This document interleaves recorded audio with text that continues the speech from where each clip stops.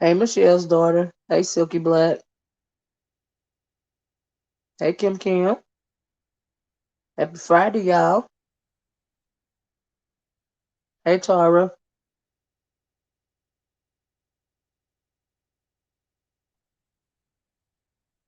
Hey, Diva Law. Mia S. I'm so glad you were live. Yes. Thank you, Mia. I appreciate that. Kish War, how you doing? Mind your own. Southern Belle, Love Blake, how you doing? Hey, everybody. BNGB Trey. Tamitra, hey. My people's in the house. Kind to me. What is going on, y'all? What is going on around here? This retrograde got folks going crazy. Hey, Monroe. Monroe, I got your comment. Y'all be making me feel bad, Monroe, when you leave me comments like that. That's why I came live this morning. Klondike, how you doing? I was waiting for you to go live. Oh, thank you. Yeah, y'all Monroe made me feel bad this morning, right? So I was like, let me go on and hit this live button, child. Let me hit this live button. Yeah, y'all please hit the like button. I'm live. Y'all wanted me to go live. Some of y'all anyway. So hit that like button, okay? We got some things to talk about. Y'all know I be watching, right? Off and on. But child, I'm so happy that um things seem to be getting better around here as far as the pandemic goes. And so I've been trying to, hey, Miss Cruiser, how you doing? What's going on? I'm trying to catch up, but can't get it. It's too much. I think this retrograde is got folks losing their mind, and their emotions are out of control. Y'all know that we are in the midst of, still are in the midst of. The other night we had a blood moon, a super blood moon, if you will, if you guys are into that thing. Not only is Mercury in retrograde, but Jupiter and Saturn is in retrograde as well. And because of that, and because we are us melanated people, hey Independentista, how you doing? Us melanated people, are connected with not only God but the universe as well. When the planets go into retrograde, several of them at a time. A lot of us seem to be losing our dang on mind, okay? The energy is all over the place. There's a lot going on, and so I really have just been trying to keep my own energy in check, if you will. But honey, I have been watching. Folks is losing their mind around here. Okay? There's too much going on. So we're gonna get started. We're gonna talk about it a little bit, right? I hope you guys are, after I get through saying what I gotta say, hit the link if you got something that you want to say about all the stuff that I've been saying. Some of this stuff I'm sure I haven't seen it all, but um I've been seeing some of it, right? And it's a hot mess. It ain't even a weekend yet. It ain't even a murderous weekend yet. Not only is it probably going to be a murderous weekend, we're also in a long weekend because Monday is Memorial Day. And so a lot of people got a long weekend. So who knows what's going to happen? Baby, I guess we're gonna have to wait and see. But it would appear to me that yesterday started off the weekend rumbles. That's what it sounded like to me. Cause baby, people are thunderdorming all over the place up into the wee hours of the morning, child. Oh Lord, oh Lord. I was like, oh my God, are they okay? But anyway, but anyway, before we get started talking about, y'all hit the like button, okay? Before we get started talking about beef sector news, y'all gonna have to fill me in on some of it because I think I'm coming in on the, hey Miss Bonnie, how you doing? I'm coming in on the middle parts and I'm not wanting to research back or whatever, right? So anyway, I also got another message in my comment section. I might not be going live, but like I said, I'll be looking on and off, and I'll be listening to what I can listen to as I go about my daily life. But I think I'll be missing out on some stuff, right? Hey Mika Red, I don't know if I say your name. Hey Mimi 126, right? So anyway, y'all gonna have to fill me in on some of it. But before we get to talking about B sector news, I just want to touch on Kwame Brown. For a quick minute. I have been watching him. And I know hit the one that y'all know who I'm talking about, Kwame Brown. He's been making waves on the internet lately, in particular. He has a YouTube channel by the name of Kwame Brown Bust Life or something like that. And his mama's cooking. Hey, unfiltered Muffy, and all of this and all that. Okay, so you know who I'm talking about, right? So we know that earlier, was it in the week or last week? Kwame, you know, he started speaking about, you know, he just started speaking out about a whole lot of things. He got into it with Charlemagne the God, and I found um what Charlemagne the God did him was typical B sector. You know, he made a typical, you know, Charlemagne did a typical B sector move. And that's why I want to talk about Kwame and Charlemagne the God and all the other people that he's going through, because what Charlemagne the God did was dox Kwame Brown. He doxed his family. Um, you know, on YouTube, on the internet. You know, and like I said, that's a typical B sector move. We all know, you know, how it works. You try to shame and humiliate, you know, somebody and try to silence them, and dox them. Yeah, and voice walkers too, and I'll listen, all that. And that's what Charlemagne did with his bitch ass, right?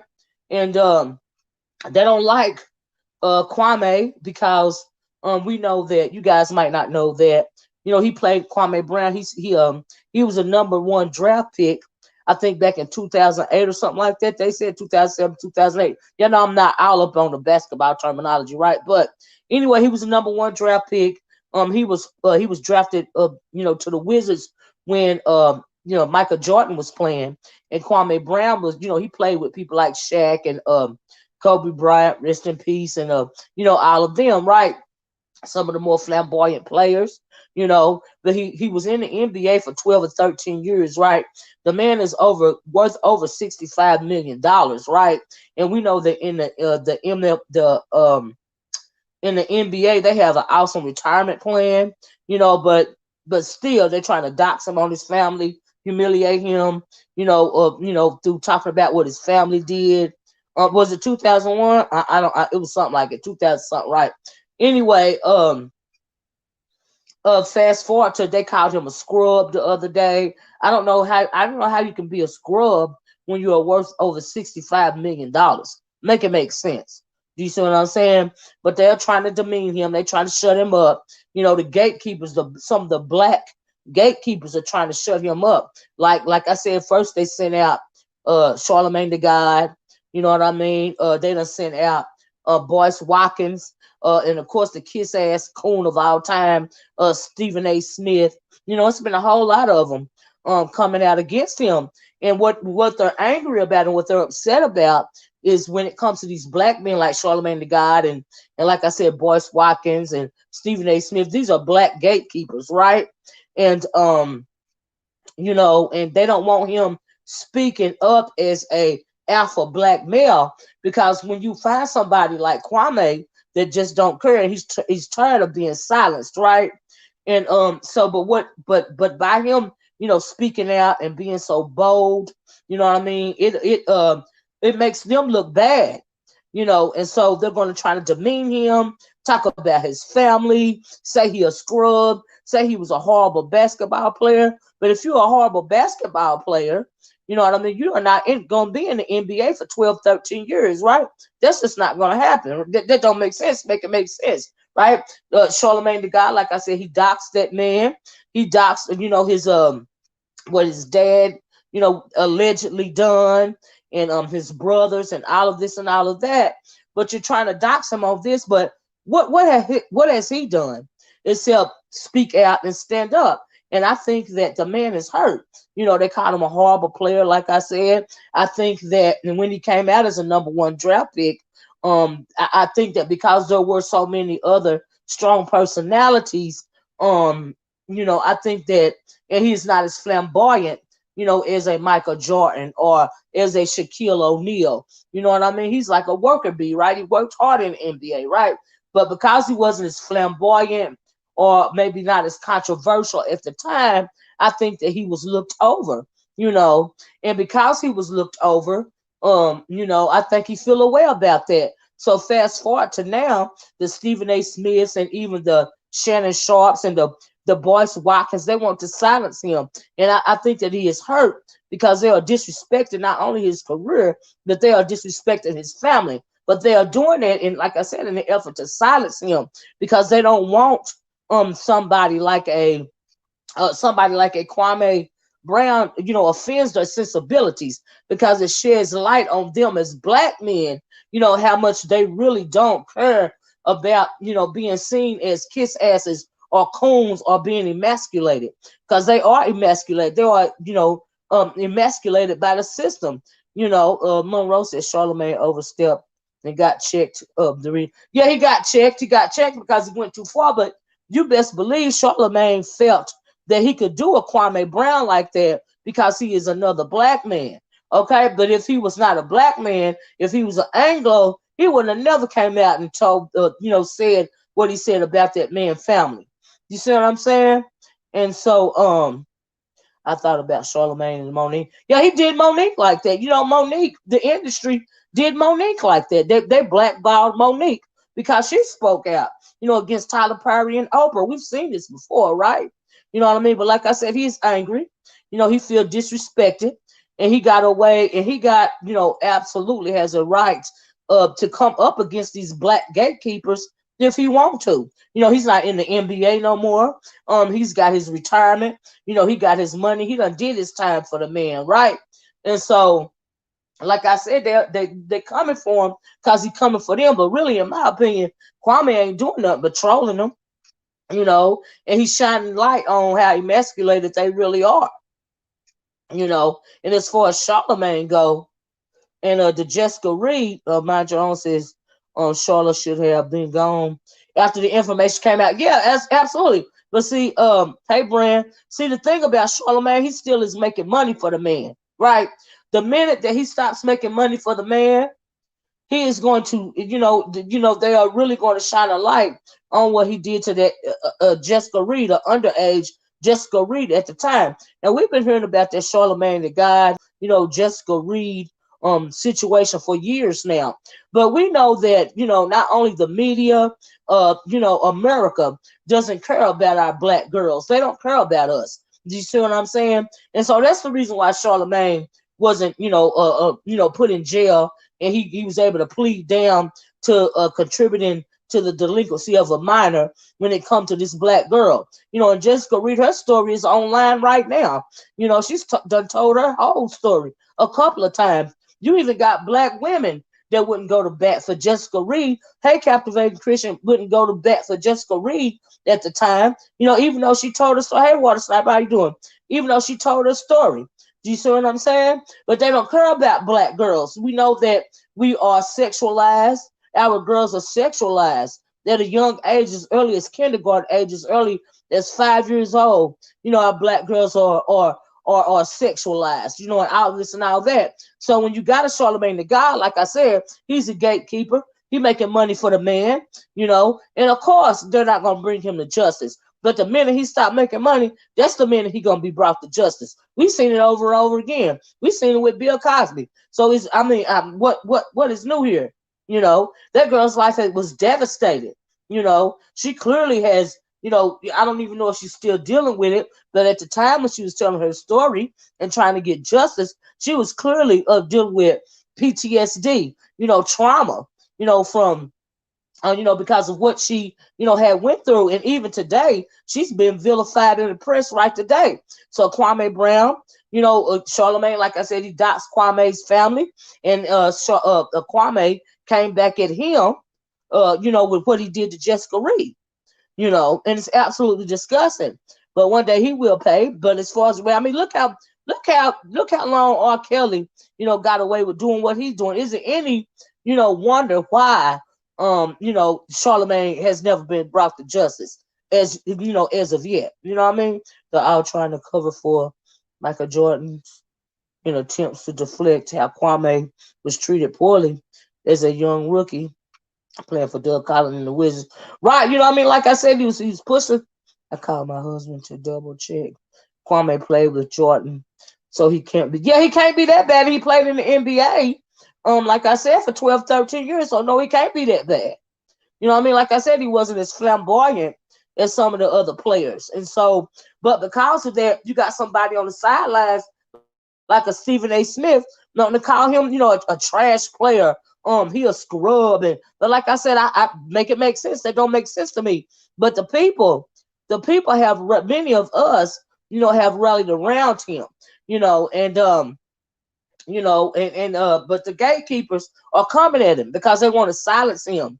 If they wouldn't, you got your Charlemagne the guys, like I said. And who is Boyce Watkins? You're supposed to be in economics. How you gonna call this man out, Boyce Watkins, and talk about, he gonna lose his channel? He ain't gonna. The only way that Kwame is gonna lose his channel is if he start going off on those Anglos. But right now he's shining the light on, black men, emasculated black men that have sold out, to the industry. Okay, so that they can feel comfortable. Just like Stephen A. Smith. Now we know he the head coon in charge.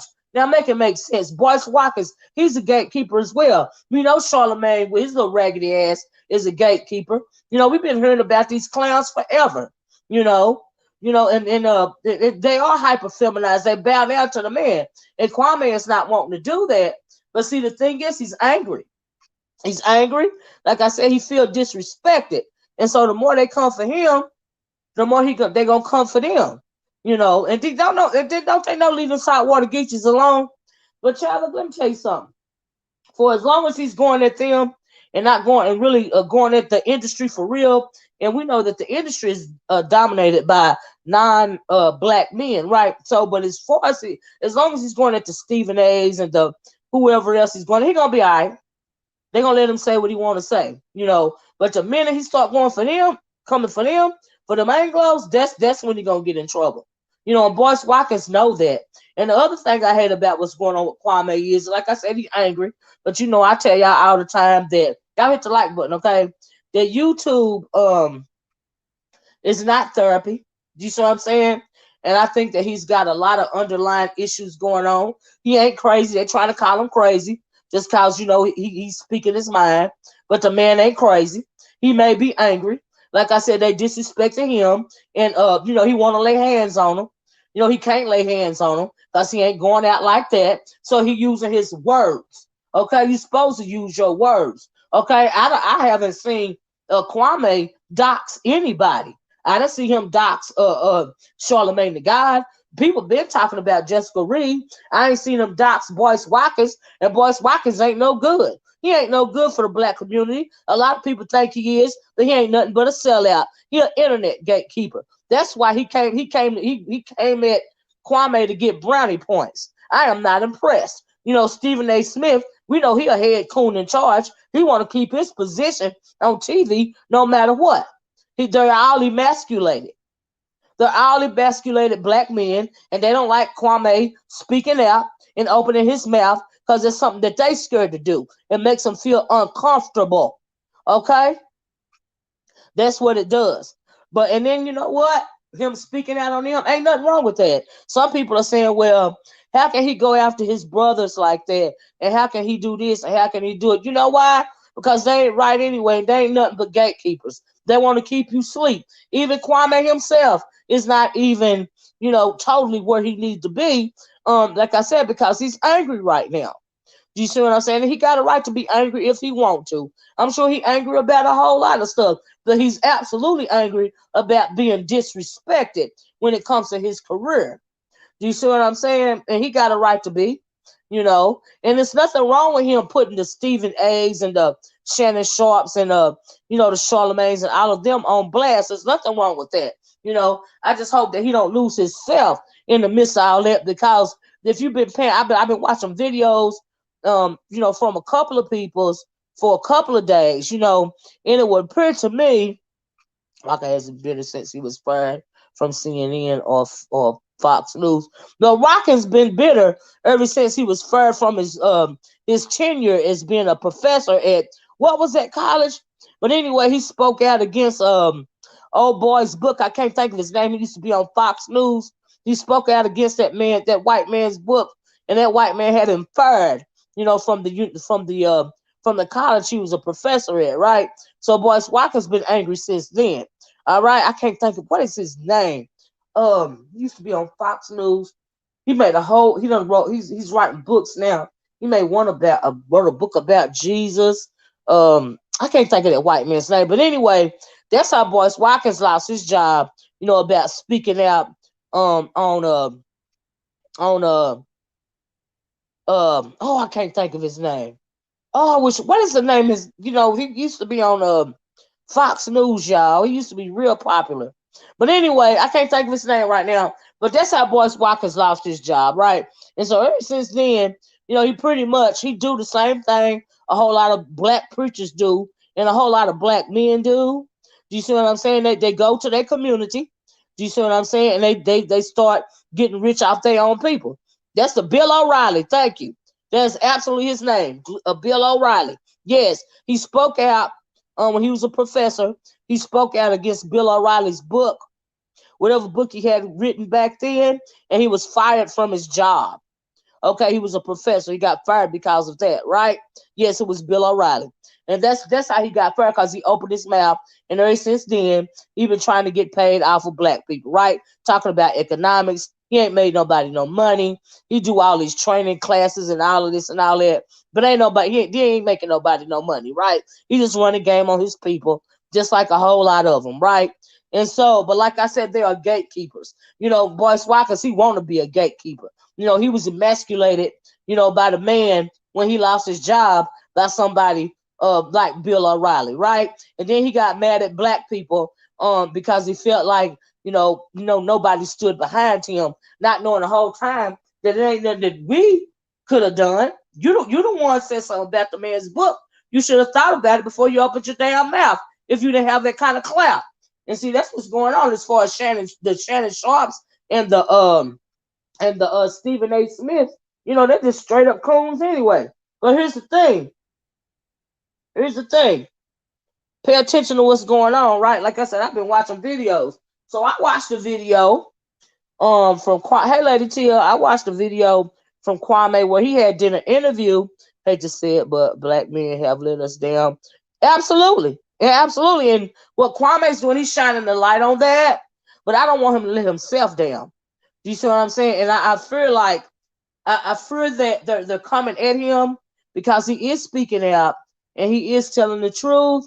But the way that they are coming, the way that they're gonna get to Kwame is this, right? Let me get to this, and we're gonna get into B sector news. What I had to speak on this, right?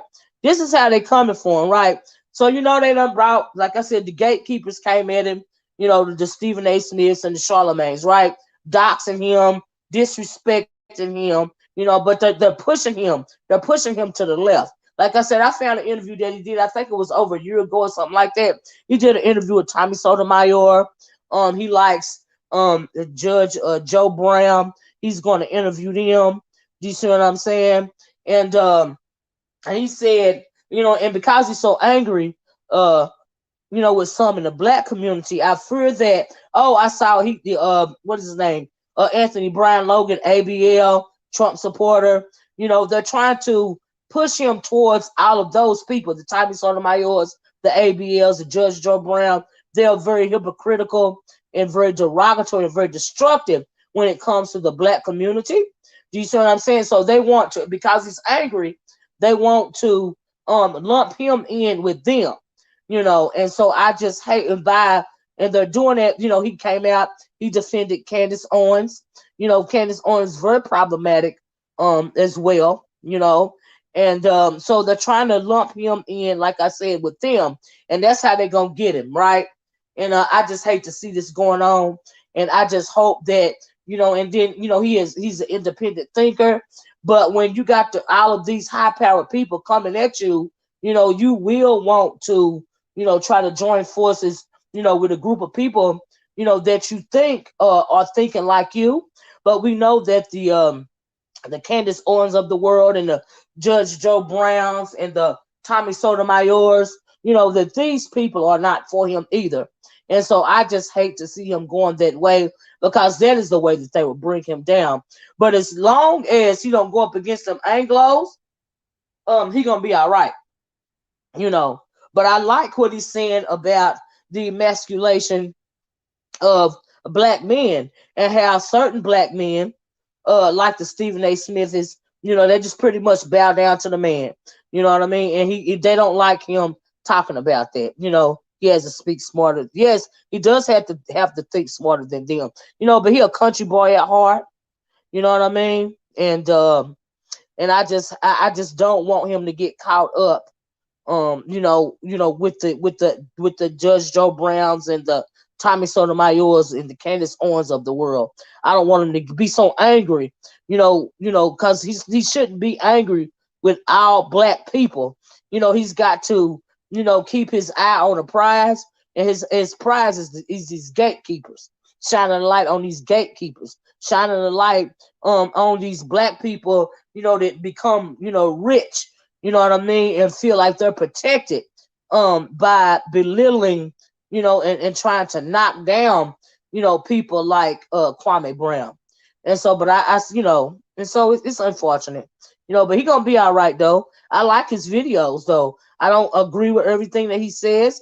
When it comes to, he says some um shaky things when it comes to black women.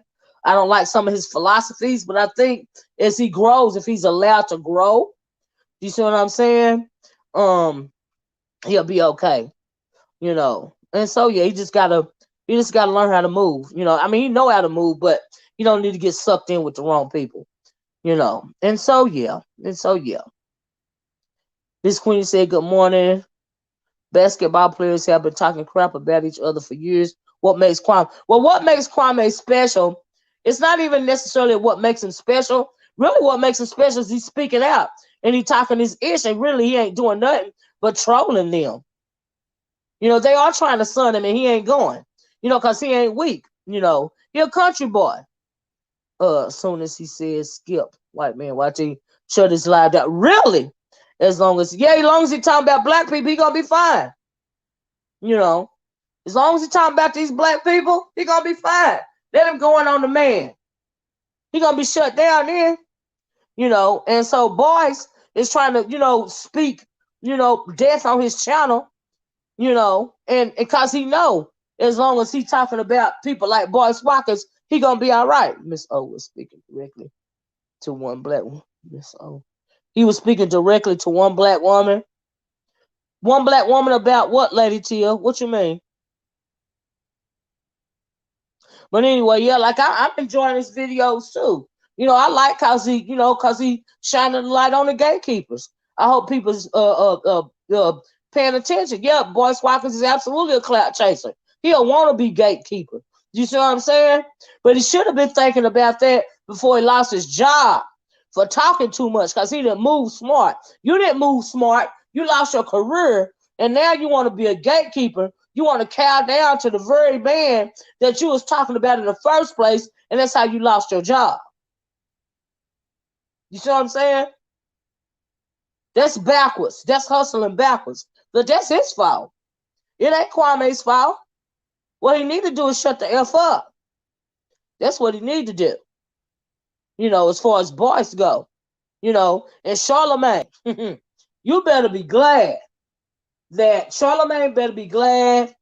Kwame realizes that he has a lot to lose. Because let me tell you something, that saltwater Geechee will be all over Charlemagne, okay, if he was a different type of person, right? But he is choosing to channel his anger and use his words, and that's a good thing. But what he don't need to internalize nothing that they saying. You know what I mean? Get mad to the point to where he gonna mess up, But if he ever get to the point to where he start talking about the real issue, what's really going on, then they gonna pop him in. But for right now, he cool. He cool talking about these gatekeepers. It don't matter. But Charlemagne the God is absolutely disgusting. Okay? He's absolutely disgusting. And so is Boyce Watkins. So is Stephen A. Smith. I don't respect none of them. And that's what Kwame, I hope he keep talking about it. Yeah, I'm here for it. I just don't want him to get, he just got to watch his step. Because they're trying to make him look bad.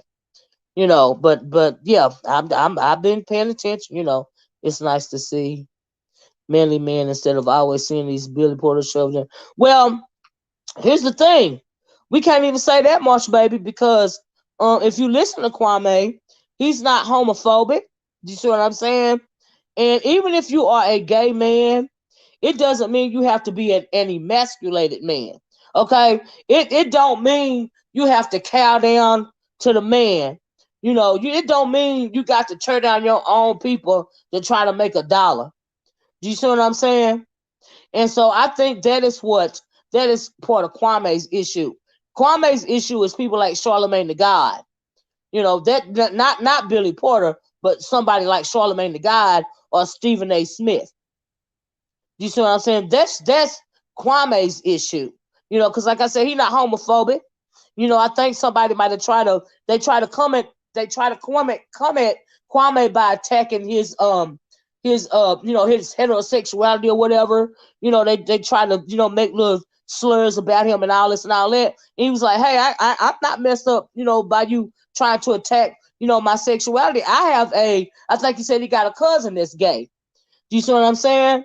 And so he's not homophobic, but they think that because he is alpha, they thought that if they would attack his sexuality, it would phase him, it would make him start talking about the LGBT community. That did not happen.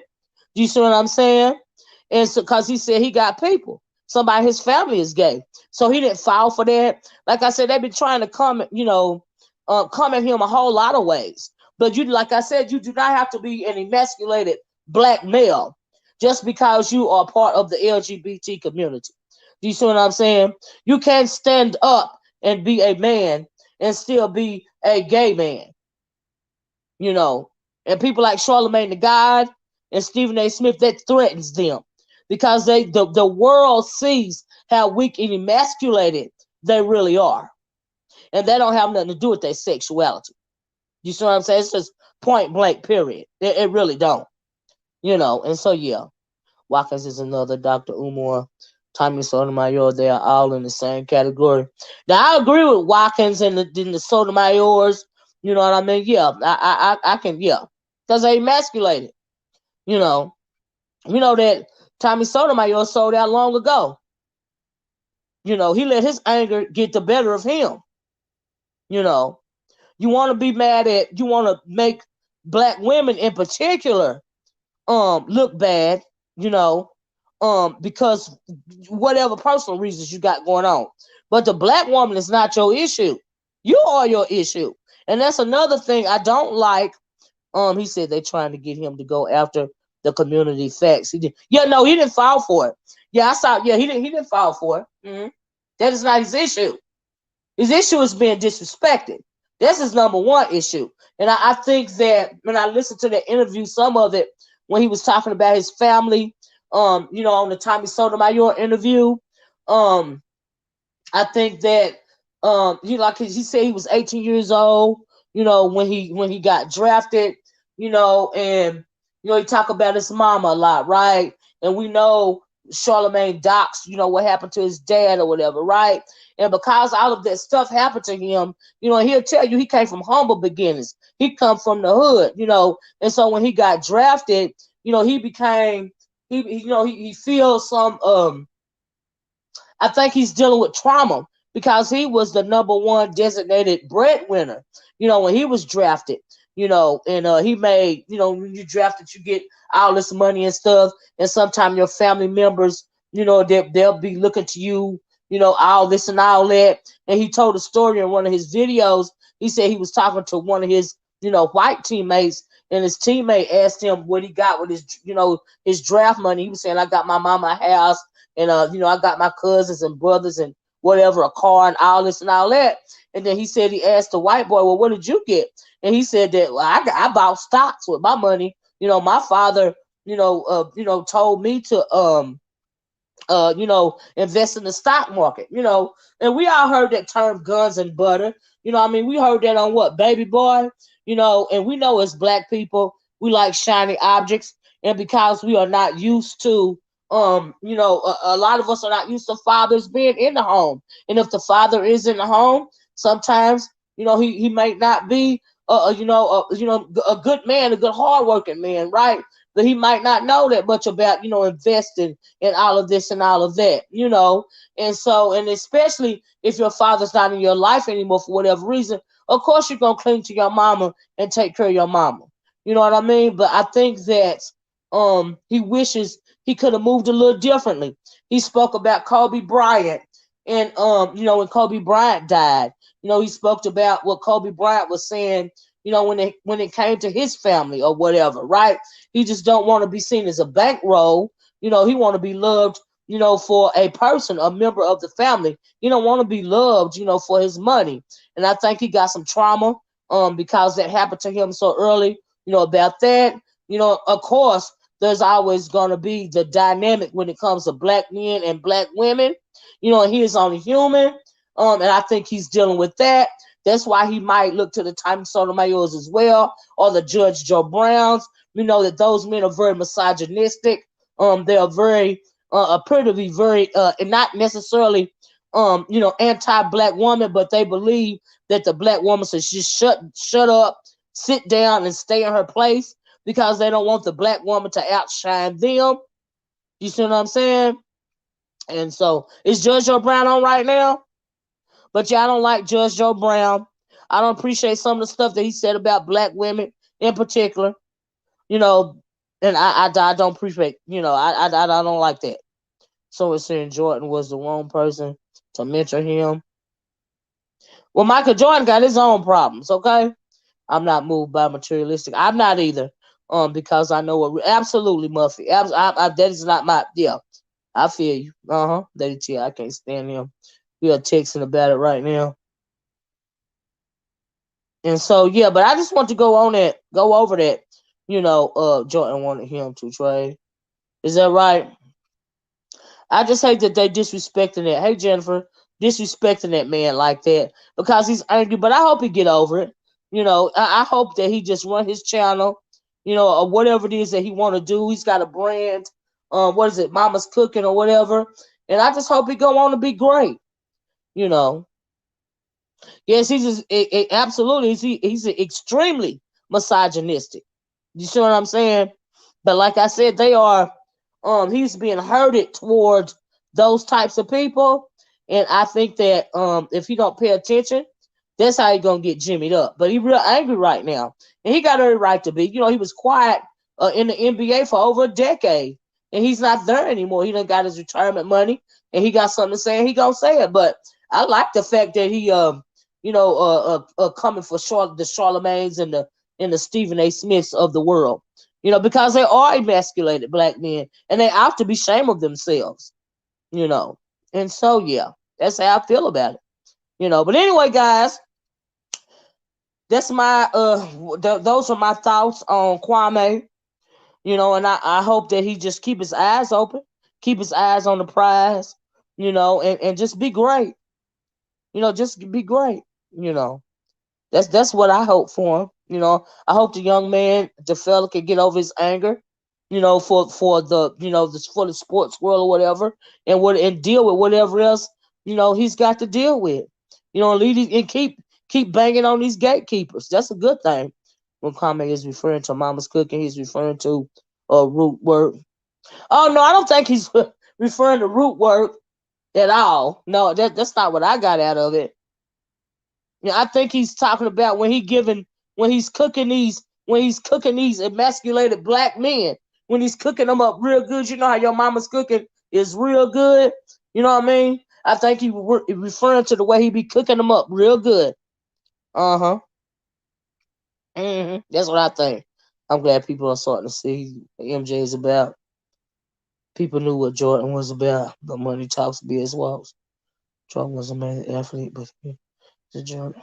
Numbers cooking means advice in context. Yeah, absolutely, mind your own. Yeah. The way he's doling out his advice and his commentary, more than respect. Right. And so yeah, but anyway, y'all, those are my thoughts on what's going on with Kwame Brown. We love you, Kwame. The people got you. Don't let them push you into a corner. You know what I mean, and diminish your word. And keep your foot on these gatekeepers' necks. I'm loving it. I'm loving it. I sure am. I get a whole kiki out of it.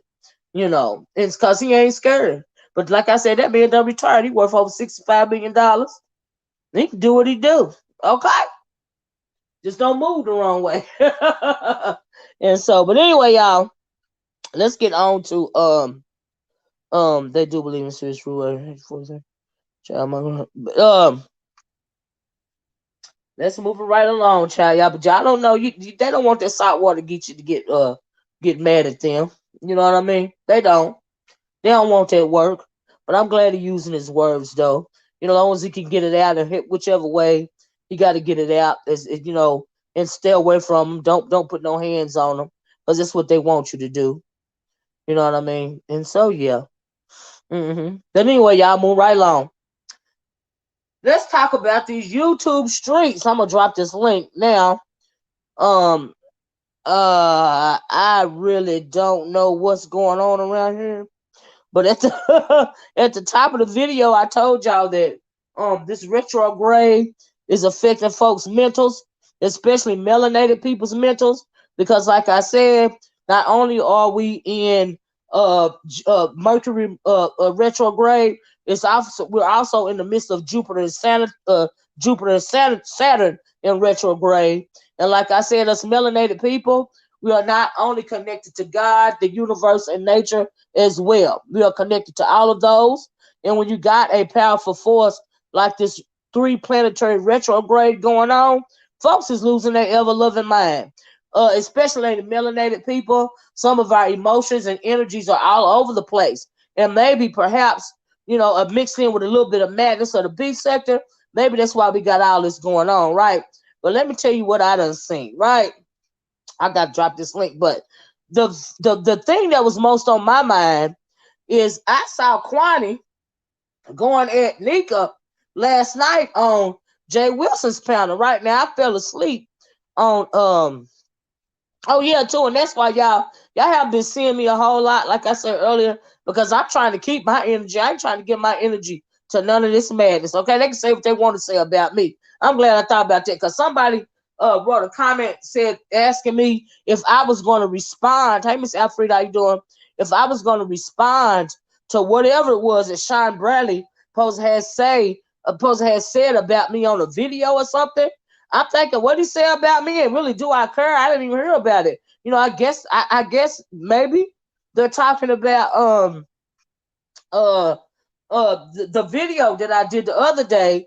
You know, talking about all the tea that was going on surrounding Vegas Gate and what happened in past Vegas Gates and all of this and all that. I don't know if he liked the commentary or not. Not my problem. I didn't look at the videos. I was of the other day. I was trying to get the tea. You know, get in and get out. Like I told you, I was peeking around the pillars on my porch. You know, trying to get me a little tea. And I figured I dropped down because Lady Tia said she was putting a bolo out on me. I just dropped down to get a little tea, and that was that. I ain't got nothing to do with it. You know what I mean? I ain't got no dog in the fight or whatever. And I don't care what they do at Vegas Gate or no other gate for that reason. But I don't know what he said. So no, when a person came on in the comments still under that video, am I going to respond? My response is, I don't know them people. That's my response. Okay. And so, yeah, I don't even care one way or the other. Whether he said something, whether he didn't say something, I'm just here for the tea. I ain't got no dog in these fights. I'm just giving my unbiased commentary. And when I say I'm unbiased commentary, I mean unbiased commentary. Okay? Because I don't have no dog in this fight. But anyway, move right along. So, yeah, like I said, I seen Kwame on Jay Wilson's panel last night, right? And she was going in on Nika. I was like, what in the world going on? Is this a battle of the survivors or something? I mean, like, what is it, child? What is it? I don't know what that was all about. So maybe I can fill me in on some of that. But like I said, I listened to it for as long as I could, right? I had listened to it so long. I fell asleep. Then I woke back up again. You know how you be dozing, right? Trying to keep up. I woke back up again, and then Rico was on there, and and oh my God, and Jay Wilson was going on and on about him and his raggedy house. I was like, oh Lord, are they okay? So honey, that was going on, right? I got a good little kiki out of that, but do y'all know why Kwame is upset with Nika, or do y'all know what's going on with that? And then I also heard when it came to Nika or in S. Hutchinson, they had a couple of words back and forth or something. And I heard that Nika was upset because S. Hutchinson said, "You're not gonna Nika me or something. I was like, ooh, Lord. And Nikki got in her feelings cause of that. I was like, child, are they okay? But like I said, that retro guy, hey, Cloud, how you doing, Cloud? Ooh, Cloud, I'm glad you're on here. I wish you would have popped in a little bit earlier. I was trying to talk about Kwame. I wish I wasn't busy right now. I'm very familiar. Okay. Oh, with Kwame. Okay. Yeah, in his NBA career, in his channel. Right. Mate, to be honest with you. Okay. Thank you, Cloud. A lot of people went live last. Yes. I said, yeah, do they ever sleep? Child, I was asleep. I was getting in. But anyway, like I said, when I woke up, uh, uh, him and Rico was going at it or whatever, right? Well, Rico was going at it and Pastor was laughing at him or whatever, right? So I was like, whatever. Then I cut my device off. Then, honey, I just went on to sleep, child, right? I've been using it like they've been arguing so much, y'all. I've been using beef sector beef for ASMR. Okay, that's how much that's how crazy things is around here. I was like, there is so much going on in the YT. Yeah, right. I can't hardly keep up either, child. I was like, ooh, Lord, are they okay? But anyway, honey, I saw that. And then earlier before that, what else did I see? I saw I saw Pizarro going at it with as usual. She was going at back and forth with what is her name? With Ness no miss or something like that. They've been going back and forth and all this and all that. And and I found it very interesting. Because what I also when it comes to that Ness stuff, I'm just trying to give y'all a rundown on some of the stuff I've been seeing, right? Um um so the other day, right, they had Brianna was on Ness No Miss channel, right? And so while she was on Ness No Miss channel, I think she was down in the comment section or something, right? And somebody also commented to me about this in the comment section, and I had to go look, right? Y'all know how my porch watches are, right? So I clicks over there to see what's going on because I honestly, and this is no shade, I don't watch Ness at all. Do you see what I'm saying? So they gave me a timestamp, and when I clicked on the timestamp, uh, that Gotti guy was on there, and he was, pretty much lying on me. He said he know me. Number one, nigga, you don't know me, and I don't know you. You may know of me. You may have heard of me from the black sector, but no, you don't know me. Oh, I don't know people like you. Okay, number one, right? So he said he know me.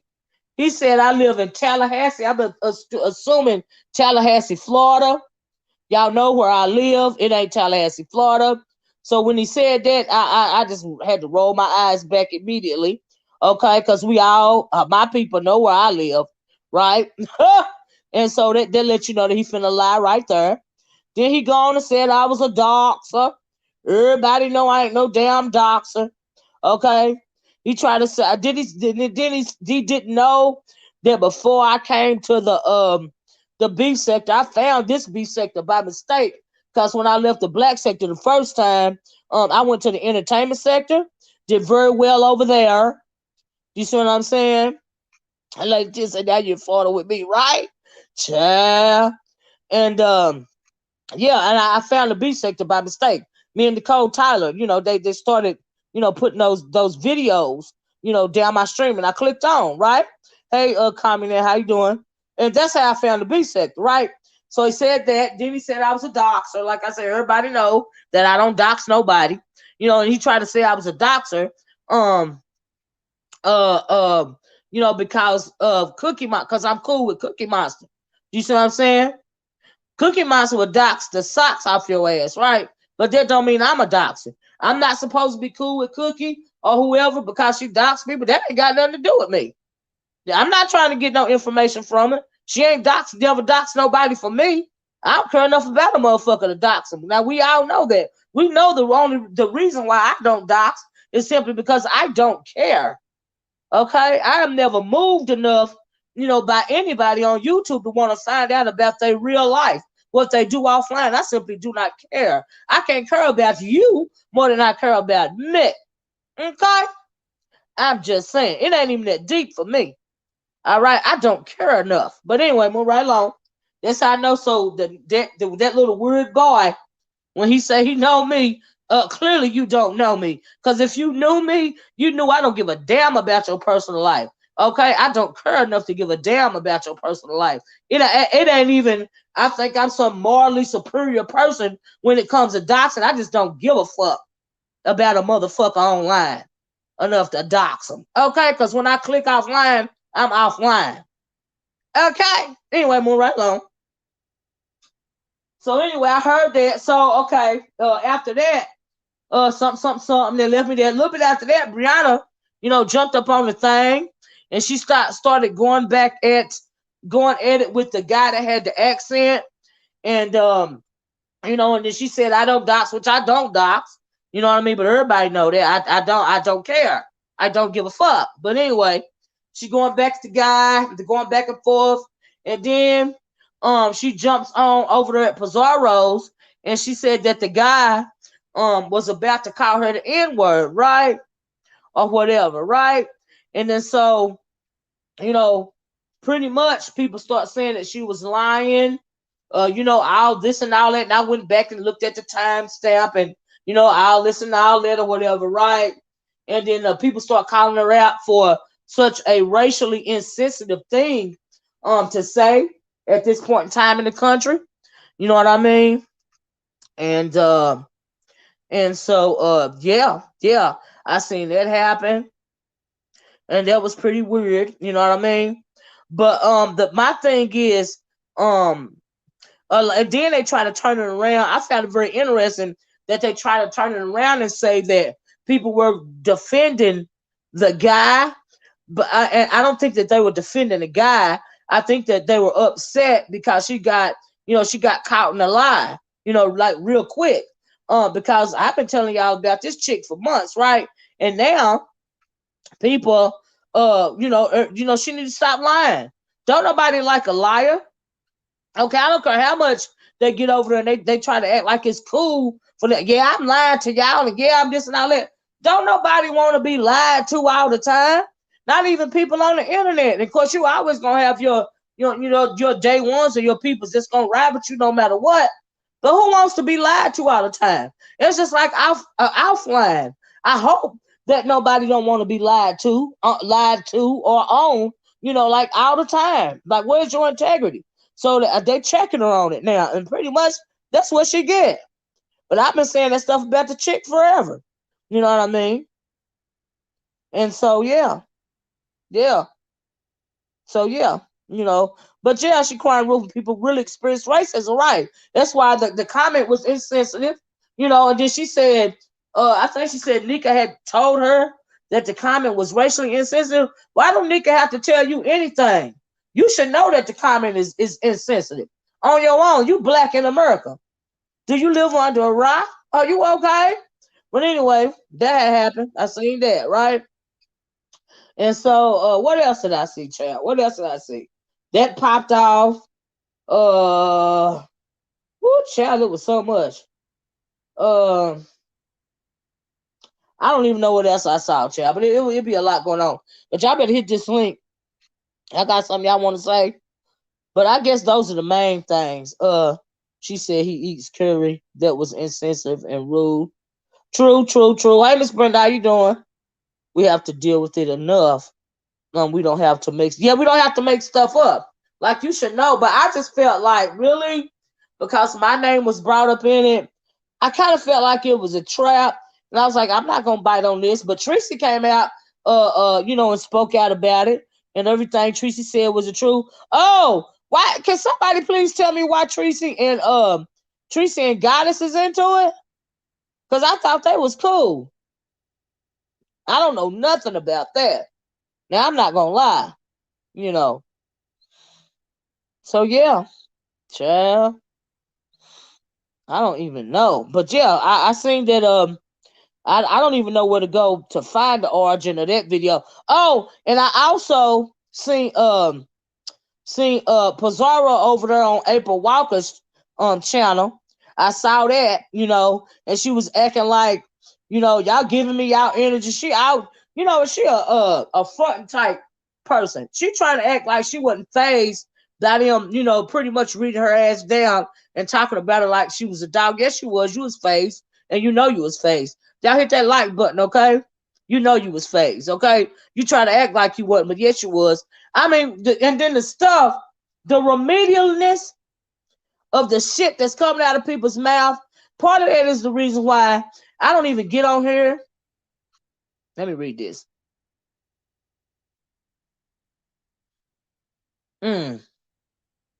Anyway, I don't. The part of the let me tell you something. When it comes to these videos in this sector these days, the people that I look at are becoming smaller and smaller. You see what I'm saying? The ignorant shit coming out of some of these people's mouths these days is not for me.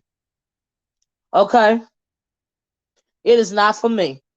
It's some dumbass shit. And people are arguing about dumbass shit. Okay? And it don't make no sense to me. You know. But when you get over here, but it makes sense though. You know, and I'm really bored when it comes to a lot of it. Because when you got a bitch twerking up on her channel that's dumb as fuck, and people are really standing behind this dumbass shit, and people is really running with it, do you see what I'm saying? It makes you not want to fool with it. You know? And it make me not want to fool. It can't hardly hold my attention anymore. The shit is dumb as fuck. You got a motherfucking hood rat talking some hood rat shit 24 hours a motherfucking day. And motherfuckers supposed to pay attention to this shit. You either gotta be dumb or fucking stupid. Or just want to hear what the fuck a motherfucker gotta say. Okay?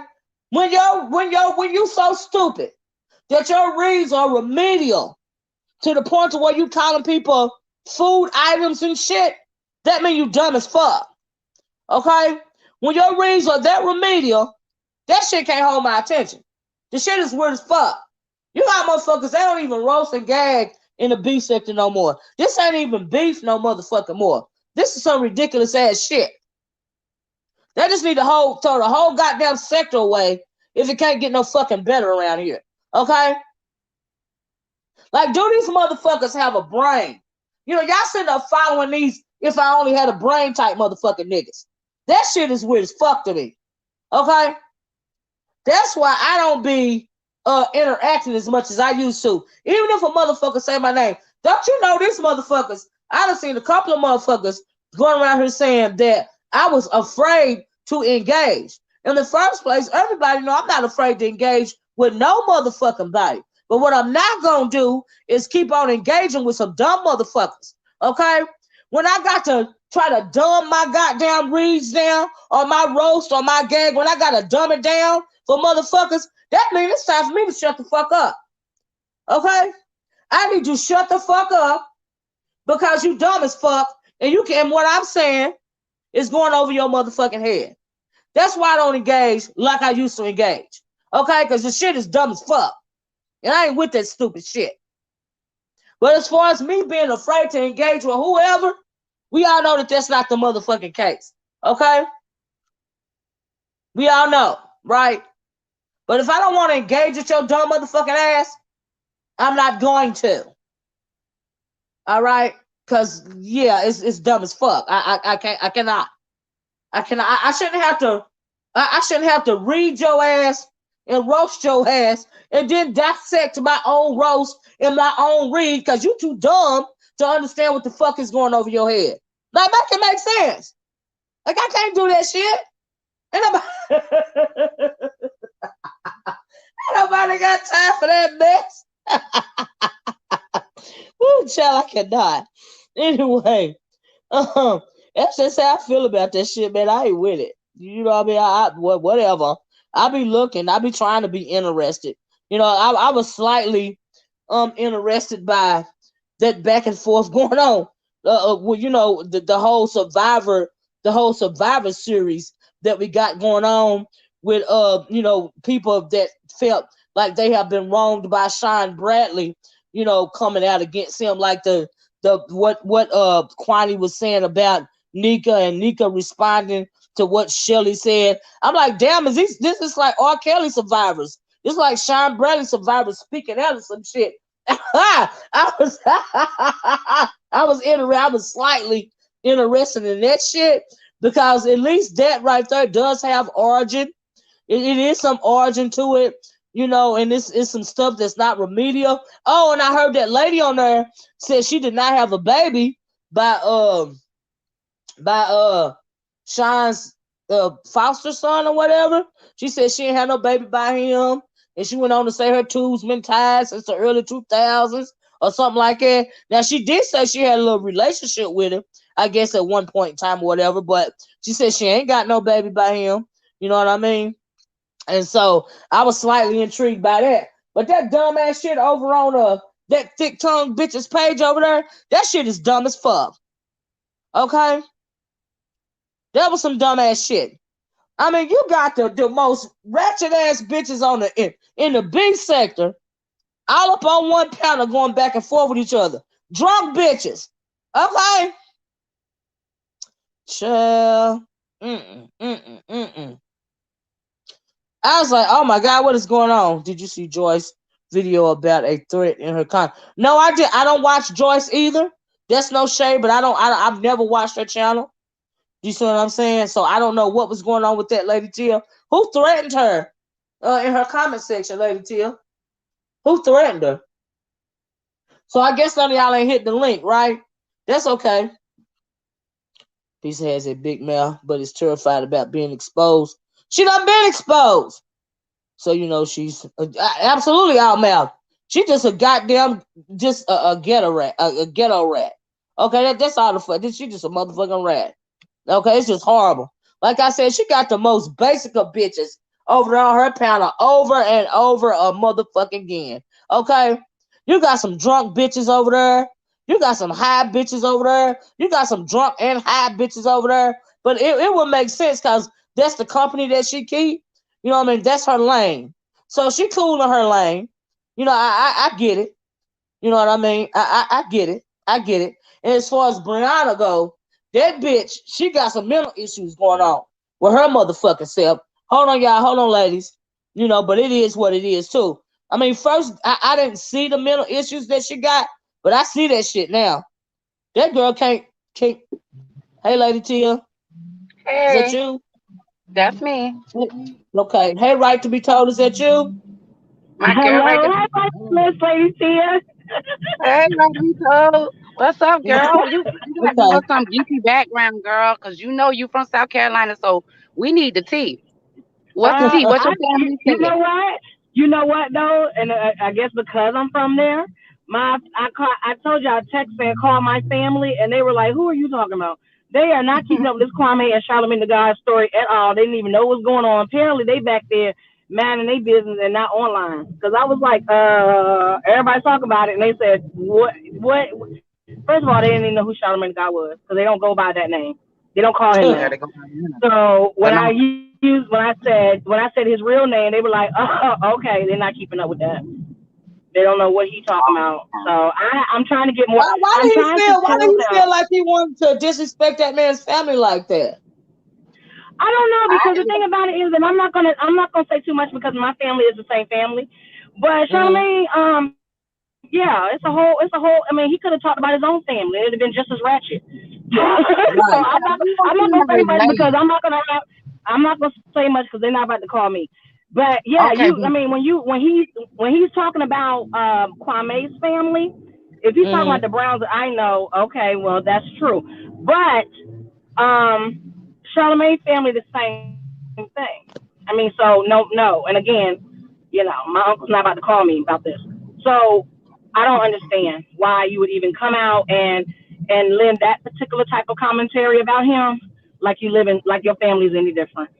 Yeah, and then right, plus two, they weren't saying you try to humiliate him via his family. But what have right. he done? He ain't hit nobody over the head with a hatchet or whatever, whatever. Why would you do that? He did it like Kwame said. He did it so people can say that if anything happens, see, he like his family. If he Mm-hmm, flip, mm-hmm. see, he like his family. That's what Right. he did that for. And another thing is, when he said docs, I was like, wait a minute, Kwame, you been in the B sector. Okay. Where you get That's that what I word was doc saying, from? Lady Till. what Kwame, what Charlamagne did to Kwame, he doxed Kwame. The same thing we And do over here. That's what Charlamagne did to that man. Try to but that's humiliate what him Kwame because of said. what his Oh, family done. Kwame said when he got doxxed by Charlamagne, I was like, "Where you been in the B sector?" Thanks for the super sticker, Monroe. That was But so yeah, funny. that's right. Where you been in the B sector? That was real basic what Charlamagne did, in my Yeah, opinion. he knew what he That was was real doing. He was basic. How Miss saying he was weaponizing Kwame by his family's past by saying, Mm-hmm. y'all better leave him alone because look, this is what his family did. His family have been killers, this, that, and the third. If y'all Yeah, mess he with this brother, crazy. he'll do I ain't saying he did anything, but I'm saying Right. his daddy didn't have. So Right. And he crazy. girl? And we from the I same mean, place. I ain't never met him, but I heard this about his daddy. I was like, what? Did you really go there? Charlamagne need to tell you about his own daddy. How about that? He yeah, needs to his talk about his daddy own father. his daddy had tasered a whole bunch of people a while back. He needs to talk about his Charlemagne's own dad. father. He can really expound on the stories about how he and his father was in jail together. So he needs to stop telling people's business. Oh, That's not cool. Charlamagne need my, to deal with Jessica Reed. That's what he need to do. It's not well. oh That yeah, situation is exactly. closed, but and it's not going to open back up. But yeah, I mean, there's some other stuff. Charlamagne could do a whole anti-bullying campaign, the way they used to get with him in school. He needs to stop it. It's I not mean, cool. you know what? You can tell You somebody can. like Charlamagne was bullied in school because he talked too He much was right now. He bullied. a whole bitch. He ain't nothing but a He was bullied. gatekeeper. He was bullied, and it's unfortunate, but he was. Um, yeah, he was. It's unfortunate. But you know what? It's Kwame coming unfortunate. from a place of bullying too. Kwame coming from a place of bullying because when he came to the NBA, he was, yes, Michael Jordan did quote unquote hand pick him, but he really didn't want Kwame. He wanted another player. But putting that boy right out of South Carolina, right out of high school to the NBA is Yeah, not always a good thing for these young boys. that's why He they was stopped bullied that. as he was bullied as a 18 first coming into the league. That's why him and Steven Jackson got into it first because now we're going back to Yeah, why this all is happening. And that's why he went to Stephen A. Smith. If y'all listen to him, he went all the way back to college. He went all the way back to high school with Stephen A. Smith when it came to this is you've been around since I first met you in high school and you ain't did nothing for these young kids. You ain't did nothing for us. All you did was just slid off our name and make us look bad in the press. And that's why Yeah, he going so he hard on Stephen exposing A. the Smith. gate. That's why I call people like Stephen A. Smith and Boyce Watkins and Charlamagne. They ain't nothing but black gatekeepers. That's how they are. um, And when you get somebody like um, Kwame, he exposing them and he calling them out on their nonsense. And he exposing the fact they climb up on black people's backs, but they really are not for black people. Do you see what I'm Right. saying? And yeah, that is what he's exposing, yeah. and it's making them feel uncomfortable. And they don't like that. But as long as he exposing them and he ain't going after them Anglos, he'll be all right. Yep. He'll be I Yeah, was all in it's the right. just live. it's just unfortunate because I just feel like as far as Charlamagne, he just got caught up in somebody's Kool-Aid because you know better than that. You know good and well didn't call your mama and tell your mother that you Well, talking reckless online and Charlamagne she is can get in owned. contact with you. They own Charlamagne. They own him. Okay, they even own his freedom. He Yeah, can't never move the way it's that he want to unfortunate. move no more. Right. He Okay, told because you. when they get ready to slap him down with that Jessica Reed stuff, like they gonna Bill Cosby his ass for it's all said and done. As soon as he moved the wrong way and say the wrong thing about an Anglo, they gonna slap him down like they did Bill Cosby. Now let's keep it a buck. He would definitely need those go along to get along people to keep him afloat when it comes to that if he go after an Yeah, Anglo. yeah, Yeah, But right to be told when it comes to what Charlamagne was talking about when he in his written apology that was so trash because it's written. yeah. I don't never like a written apology because it brings no emphasis or genuinity to it at all because Yeah. you're mhm, reading. But when he started naming people, telling me something, he had to call such and such. I talked to a family. I talked to my auntie. I talked to all of these people. mhm. I mean, did you know any of those names he was naming? I did not listen to his apology, but let me tell you what I did hear. I did hear that when he was talking crazy, the family get in contact with his mother. and his mother, because she still live there. She still the Lightfoot. Like, I didn't even say the name. They still live there. So they got in contact with his mother, who got in contact with him. So these family members are not, his Kwame's family members are not calling Charlamagne directly. They don't know Charlamagne's number, but they can get your mama because she's still right there off the Highway 17. Seriously, Charlamagne that's doxed not that cool. man. That's why I said he did not a cool. B-sector move.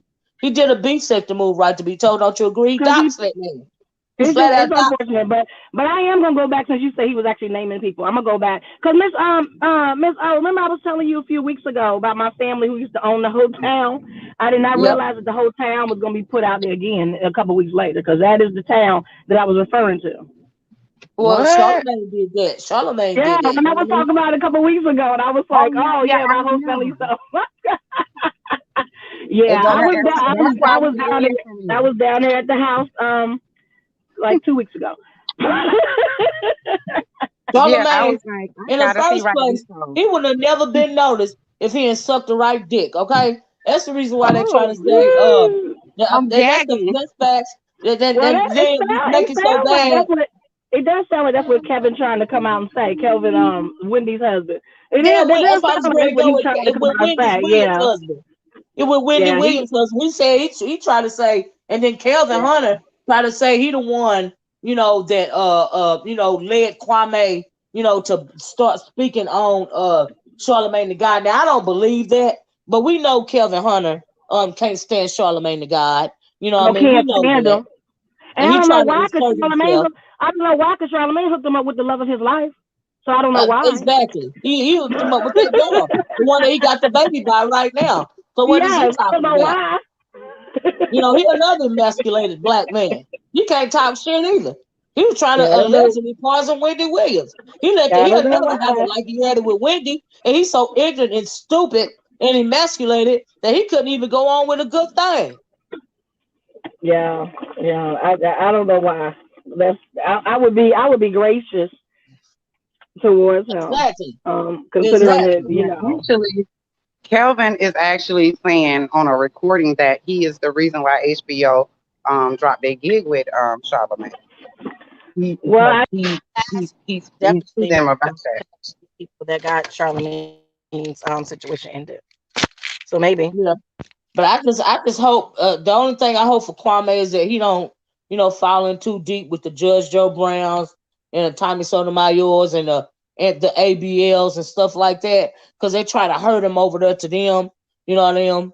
And then so if he associate himself too much with them, people are going to turn against him, all of this and all that. That's how they're trying to bring him down. But I don't even think he see it like that right now, because he's so hurt and he feels so disrespected by Stephen A. Smith and all of them. I don't think he see that, but like I said, as long as he ain't talking about them Anglos, he'll be all right. Honestly. But I do want him. I'm sorry, y'all. I'm in the grocery store. I want him to be able to get something out of this when it comes to the NBA players, because he coming from a place of a player, of an injured player, of also being put out there, and they just showing the worst of these players, but not talking about the good of these players. Like, people ain't human beings. So that's what that's how they try to do Kwame. That's why he feel disrespected. Talking about he a trash player. But if he's such a trash player, how's it that he stayed in the NBA for 12 or 13 years? And he worth over $65 million. How's he a scrub? How's he a trash player? Make it make sense. Yeah, well, what he's doing is making Stephen A. Smith and all of them standing there. Y'all gonna have to stop doing that to these players. Stop calling these players trash. This man got a 12-year career in the NBA, and you call him trash. Well, he's still cashing to the bank, is all I'm saying. Right. How much trash Atlantic Star said Kwame should tread lightly, because the people are behind him right now. And because the people are behind him right now, that's what I meant by he should associate himself with people like Judge Joe Brown and the Tommy Sotomayor's of the world. He shouldn't associate himself with them, because they are also those type of men, that have clear hatred for their own community and themselves. Those are the type of men that will, turn the people being with him, they'll turn the people against him. And so they coming at him, they trying to backdoor him. And I just really wish that he could see that. You know what I mean? And maybe he can, but he don't need to go along and get along with them either, just because you got the Stephen A. Smiths and the Charlamagne the guys coming after you. They he don't need to fool with them either. He need to stay independent. That's what he need to do. You know. I agree with you on that. I agree with that too. I definitely agree with Yeah. that because it seems like he's just trying to, like I said in your comment, he's trying to put the pieces together.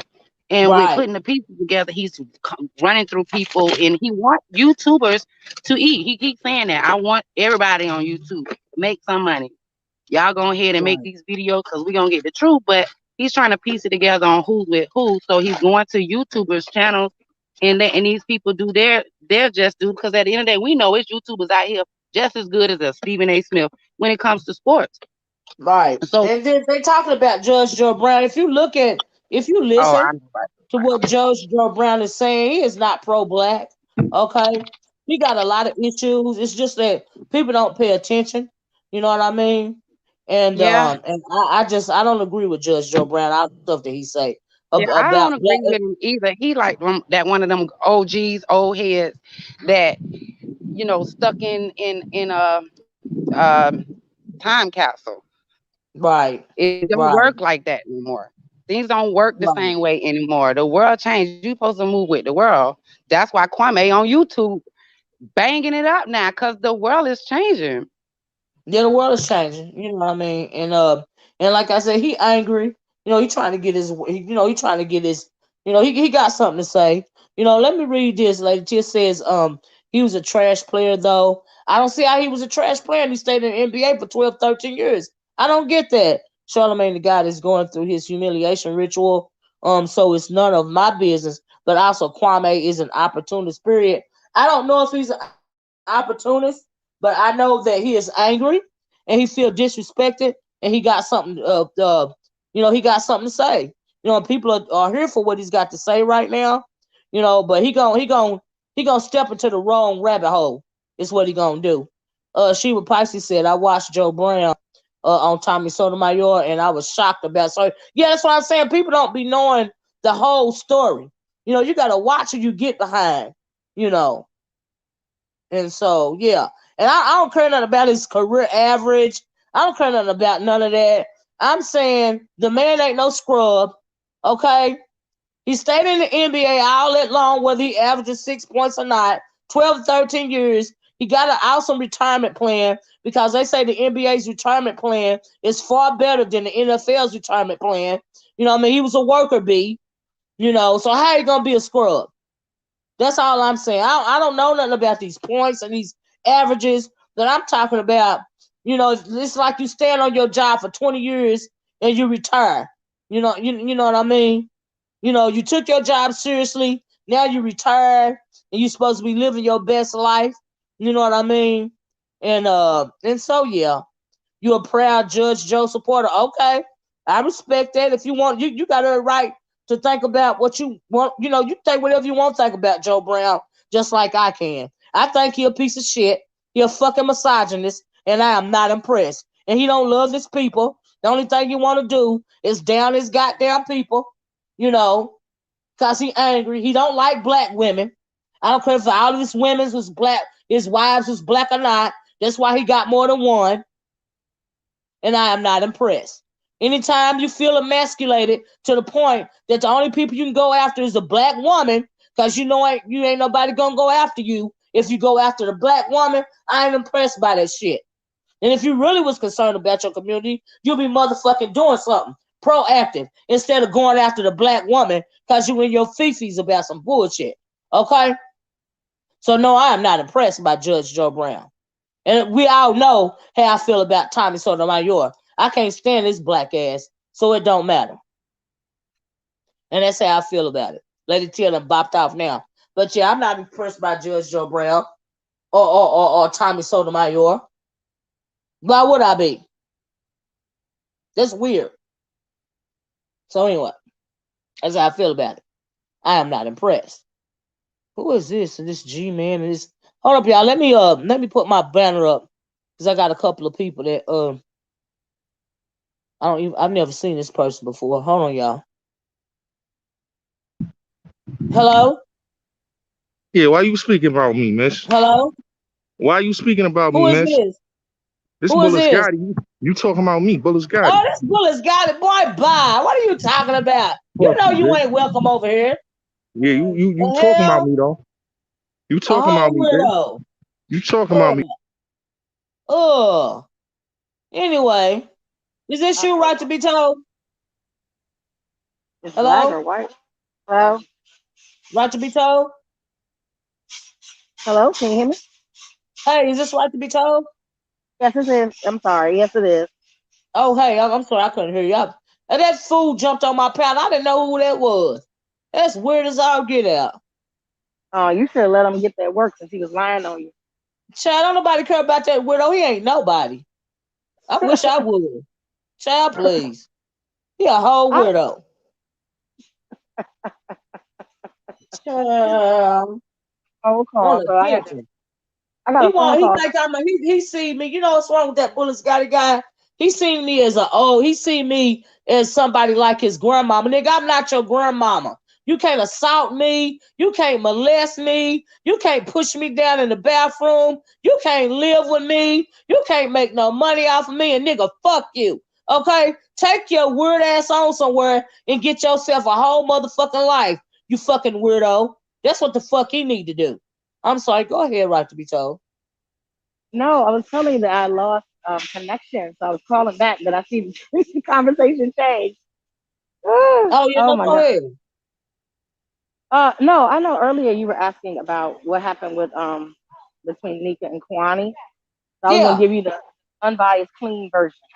cool. Please share. So Thank you.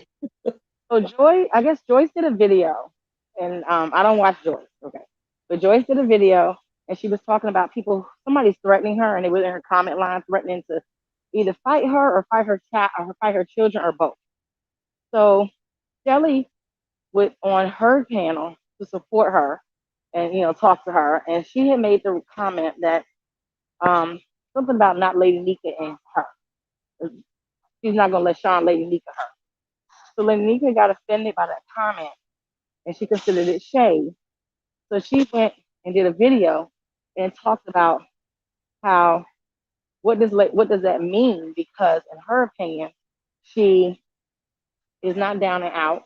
Being Lady Nika is not a bad thing because she was bullied by them, but she made a comeback, and this is where she is today. So she was offended by it.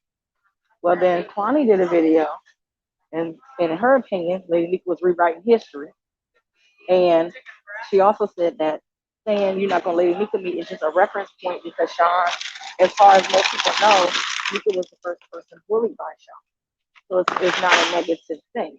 But if she has a problem with Shelly saying it, then she has a problem with her saying it. Because she says it all the time. And that's what happened there. So that is what Kwani was also repeating on Jay Wilson channel when you saw it. So that's what Oh, happened. okay. So And then Lady Nika did respond. Why was Kwani going in on Nika last night on Jay Wilson panel? Was She it was just our student behind the repeating, comment that Shelly yes, had said? yes, yes. It was all related. Because Okay. according to Kwani, Lady Nika said that she's a strong person who didn't need a team, and she came back on her own, and people are teaming up. Now, I didn't hear Nika say that part, but that's what Kwani said she said. So Kwani said, well, that's not true. She did have a team. She had TSCC. They helped bring her back. And but the bottom line is Nika was upset about the reference. Uh-huh. The But see, Kwani here's said, the thing though. Here's the thing, right, to be told. She did use TSCC to get out from up under Sean Bradley. Now I don't know why she's saying she didn't have a team, but if it wasn't for VS, she wouldn't have never came out from up under Sean Bradley at the time. And that's just the facts. A lot of us was around then, and a lot of us saw that. Okay, that is what and Kwani was saying. she was saying telling Sean Bradley to set me free, leave me alone, and all this and all that. And That is that is that is VS what Kwani got Sean Bradley up off of Nika. that is what Kwani was saying. That was Kwani's commentary. So You I know, mean, and that's the truth. yeah, it could be a matter of perspective. I mean, that's not how Nika saw it, but that is what I mean, Kwani was. I don't know how she couldn't seen it that way, you know, You, and then make it so bad. Like I said, I fell asleep on some of it, but Lady Nika did say she stood alone and didn't need a team. Well, see, that's not true. That's not true all the way. Now, I'm hold not trying to, you know, on, trying to discredit her in no way. But if Kwani is saying she's lying about her, saying that she didn't need a team, if it was for VS and TSCC, she wouldn't have got Sean Bradley up off her back. And Miss that's just a Olivia. fact. We all saw, a lot of us saw it. Now, I don't Hey, know why she went around here trying to rewrite history, but that's a goddamn lie. And then when she felt like VS was tarnishing her brand, she started pushing away from VS and TSCC. But if well it that is wasn't for VS, Sean Bradley would have never backed down up off her back. And that's just the truth. that was Kwani's story too. And like I said, I'm telling you the unmessy, just facts of what happened. I'm neutral, Yeah. I but ain't that is trying to be messy either, right to be told. I'm just telling the truth. Because I sit back and watch the whole goddamn thing. I got you. You're right. I saw, and the thing is, Kwani went back to discuss the night that VS had all those people on the panel, because I think that was the first time she saw you. So she even Uh-huh. brought you. No, y'all don't remember that because Olivia got into it with Nicole, and she Yeah, was that kind of just woman's empowerment argument. Yeah, me and Nicole got into it that night. Yeah, yep, that's facts. yeah, and that was the first time I saw you too.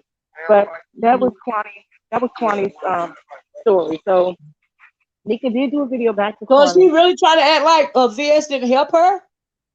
I I don't know if she said the VS didn't help her. I do know I that mean, is she saying she stood alone? Is she I saying VS didn't help her? didn't hear her say that part, but that's because I was I listening mean, to I didn't Kwani. know she didn't. I'm sure she didn't. Yeah, I mean, if she's saying she stood alone and she this, that, and the other, I mean, Yeah, that's stretching it. So maybe she didn't say VS didn't help her, but if she's saying she stood alone and she got Sean Bradley, off her back out by herself, that's a lie. I think she did say that, but I didn't hear her say that. Because then the reason why I say that is because have a good one. Is because that is what Kwani was arguing. That was the point Kwani was arguing. So I think she did say it. I didn't hear. But Okay. that is what Kwani was saying. Kwani was saying that he had a team.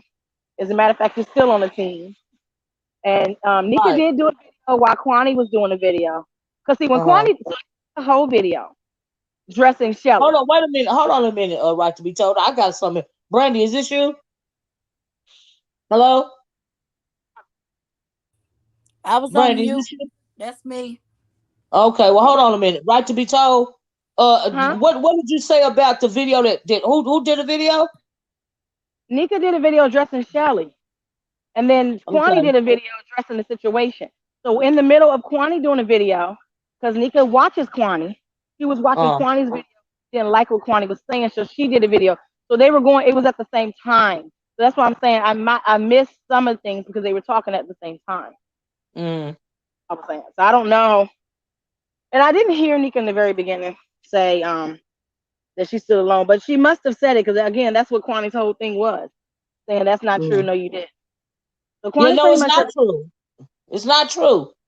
but that is what, just to answer your question from earlier, that is what was going on between the two of them. So when Jay Wilson did a video last night, he asked Kwani well, he said he saw part of it and he asked her what was going on, and she came on and repeated what she was saying earlier. So Uh, that's backstory to what you heard on his okay. channel. Yeah, Okay. that's Yeah, it. because I didn't understand. I didn't know why they was into it. I didn't know that Kwani was upset because Nika said, she stood alone or whatever. You know what I mean? And that's not when it comes to Sean Bradley's situation, and Nika, getting out from under Sean Bradley, under his wrath, that was VS that did that.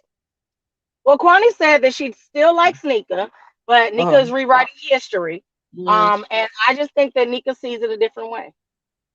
Well, Nika's being disingenuous, and she flat out fucking lying. Okay, because like I said, a lot of us saw that if it wasn't for VS, Sean Bradley still would have been riding her ass. And VS is the one that backed Bradley up off of Nika, and then she turned on VS at the end of the day. Now that's what happened. Well, that's Kwani's story too. Because that's what happened. And like I said, this is my unbiased commentary as well. I ain't got no dog in the fight. But if she's saying that, that's a lie. This is a flat out fucking lie. You know what I mean? Yeah. I'm sorry. That's a lie. No, you did not stand alone. No, that you did not get Sean Bradley up off your ass. VS did. And Well, I'm sure Sean Bradley won't like that either, but that's the goddamn truth. Yeah, I won't comment on what I think actually happened. I'm just telling you that's what happened. This is what happened last night. But as far as what happened before we led here, yeah, I have no comment. But this is what happened. This is what happened last night. That just to answer your question. Yeah, I mean, she out here running around like she JJ motherfucking badass, and then you gave when VS finally backed Sean Bradley down up off her ass. Then she came out and did that whole give us motherfucking free speech about motherfucking Sean Bradley talking about something, let me go and all of this and all that shit like she do all the motherfucking time. Okay, so if that's what Kwame was upset about, she got a right to be upset about it because she rewriting motherfucking history. Okay, and that's just a fucking fact, and that's my unbiased commentary because I sit back and watch the whole motherfucking thing.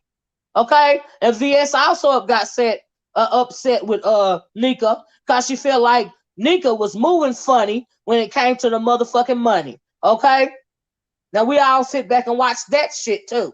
A lot of us. All I know is that Sean picked the wrong person to try to bully. Because VS. Oh yeah. He picked the wrong person to try to bully when he came to VS. Picked the wrong. He should have done some research because he picked the wrong. And he didn't find out anything about her, so he was deep into that fight. Okay, Atlantic Star said and Nika was giving VS and TSCC credit to it. Well, okay, if she was giving them credit, then okay. If she was giving them credit, then okay, that's cool. I would say I didn't hear that, but I know that's what Kwani was basing her commentary on. So I didn't hear that. Okay. Well, as like, long as she giving them credit, then okay. But if she wasn't giving them credit, that's a lie. But if she was giving them credit, then you know what I mean? Yeah, I didn't. Yeah, I didn't hear that. But that is what Kwani was basing her commentary on, was the fact that she said Nika claimed to be standing alone. I didn't hear that. Yeah, but she didn't stand alone when it comes to getting out from up under Sean Bradley. That's a lie. Yeah, well, yeah. But if she didn't, if she gave him credit, then you know what I mean. All right, because I didn't hear all the stuff either. You know what I mean? But no, she didn't stand alone. That's a lie. Communist says VS didn't like how Nika moved with the money. She side-eyed Kwani. She side-eyed Kwani because she was talking to too many people behind the scenes. I was reading it. She said no. Atlantic Star said no. When Nika first went to TSCC, when Nika first went to TSCC, she was giving them the credit because VS and TSCC backed his ass down, ran him all the way behind the gates, and that's just a motherfucking fact. And like I said, if she's saying she stood alone during that time, that's a lie. But if she giving them credit, then okay. But don't try to lie and say VS didn't back that nigga up off your ass, nigga, because that's a motherfucking lie. That's all I'm saying. And like I said, this is my unbiased commentary. This is my recollection of what happened back then. Because I sit up and watched the shit. And like I said, she gave that whole give us motherfucking free speech when she felt like Sean Bradley backed up off her ass. Okay? And so now it seems like she trying to come out here acting like she JJ badass and beating on her motherfucking chest like she moving a motherfucking mountain. So maybe Kwani upset about that too, when that's a motherfucking lie. Okay? That bitch can rewrite history all she want to. But we sit up, I saw that motherfucking shit. Yeah, that's Kwani's perspective. Can I ask you a question? Yeah, go ahead. Well, I had to interrupt because I didn't want to forget it. But vaguely, I don't watch Judge Joe Brown, and I just want you to tell, because just for the drama, and probably not really listen, just just getting a laughter or whatever at work or something like that and passing time. What did he say about women? Because I missed it, but I mean, I ain't a number one fan to tune in, all the time. But if I see it on and nothing else is on, I'll glance at it. Oh, Judge Joe Brown, it ain't even necessarily what he was saying on TV, but since he been on the internet, he is very misogynistic when it comes to Okay. black women in particular, and he a self-hating black man. He ain't nothing he a motherfucking coon. That's how the fuck Now, he is. Olivia, did you watch Judge Joe Brown when he was on TV? I watched him a couple of times. I watched him religiously when he was on TV, and at the time it was Judge Judy, Judge Mathis, him, and like divorce court, right? He was Uh-huh. like this on when he was on TV. Because I stopped watching him because first of all, he didn't respect gay couples, but it wasn't even gay couples; it was more so gay women. He Uh-huh. always disrespected gay women. He always called women ratchet. He had a whole series that was all about gorilla women or ape Oh, women, something like that. And he talked what? about how Wow. in the street. They was always fighting. Like you know how they have like you know how Judge Joe Mathis, he'll have a series of like paternity cases. He had a whole Yeah. series about thug women. And one time it was Wow. a group of women and they were some of them were well, they were all gay, but some had children. Oh, he carried on Oh, about that. wow. Like, confused. They didn't know what they were doing. All of a sudden, you want to be with women after you got these kids. He's always been like this. Because I was like, after a while, I was like, okay, now, because we were kind of really moving into a world where you just stop being like talking that negatively towards the gay community.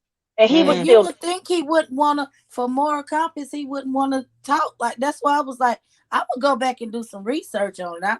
Not like like that. I'm really going to go try to find some. Well, he hate himself and he hate his own goddamn people. But he The really crazy. hates black women. He got a problem Yeah. with black women. Let me read this, y'all. Cause Lockhead Boss Lady. Lockhead Boss Lady said it was a few of us that stood He's up crazy. for Lady Nika. It was women's empowerment. Yes, it was. She said, I don't know what is happening. Just dropped in. Thank you for that, Lockhead Boss Lady. Cause yeah, Lockhead Boss Lady was back uh back then too. And she also said um I got kicked out of SB. I got kicked out of SB whatever. It was because I made a video about Lady Nika and I don't regret it. But that's my old days. I know that's right, Lockhead. But yeah, thanks for timing in because yeah, a lot of us was around back then, not changing the subject, y'all, but I was talking about this rewriting the history and Nika didn't You know what? get after up But under Sean Bradley by itself. but Okay. you know what? I feel like at the time when Sean first started My my bullying. my fault my fault Lockhead says Lockhead Boss Lady is gone. I'm Commission Reviews new brand. Sorry about Yeah, that, Commission Reviews girl. yeah, she interviews all the reality stars, celebrities and everything, the black reality stars. I see her. Well, and the white ones. I see her. I see her. Right. I do watch. So I let still me watch read her. this, y'all. Only one hard knock beat says, let's not try to act like y'all don't talk down on other people. We all have done it, and a lot of us still do. See, here's the thing. Here's the difference in you saying that and a difference in what Judge Joe Brown does. Let me give you the difference. A lot of Yeah. us, in particular, are all over you too when it comes to black people. Black people go back and forth with black people all the motherfucking time. We talking about the B sector now, and we go back and forth all day, every day. You know, we verbally beat down each other all day, every day. But then you got those black people like Judge Joe Brown that's wanting to beat down his whole community. He beat down his whole goddamn community, and particularly black women, those type of black people, especially those type of black men.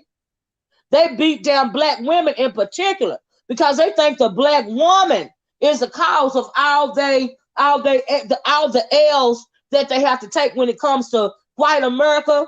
They think it is the black woman's fault because the black man is in the situation that he's in America right today, when that is not the truth. The reason why I don't like Judge Joe Brown, because it ain't the black woman's fault, because you allowed a white man to emasculate you. You are emasculated because you are too strong to stand up. You are too strong to speak your mind. It's your fault because you got to cower down to the motherfucking man because you feel like that's the only way you can get somewhere in this motherfucking country. And Judge Joe Brown is older. See, he an older black man.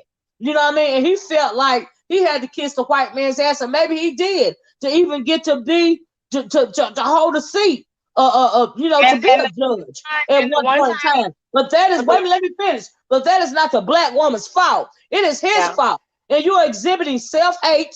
Not only in a part of when I say you're exhibiting self hate is when you beat down the black woman, when you beat down your whole community, and you have to lift yourself up higher by standing on black people's back, in particular black women. You are going through self hate. You hate yourself because you hate the color of your skin, and by way of that, you hate your own damn people.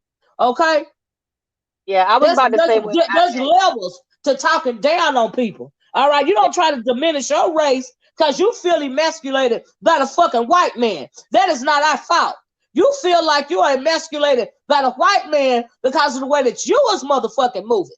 Okay, that ain't yeah, our fault. And you got people like Tommy Sotomayor that do that shit all the motherfucking time.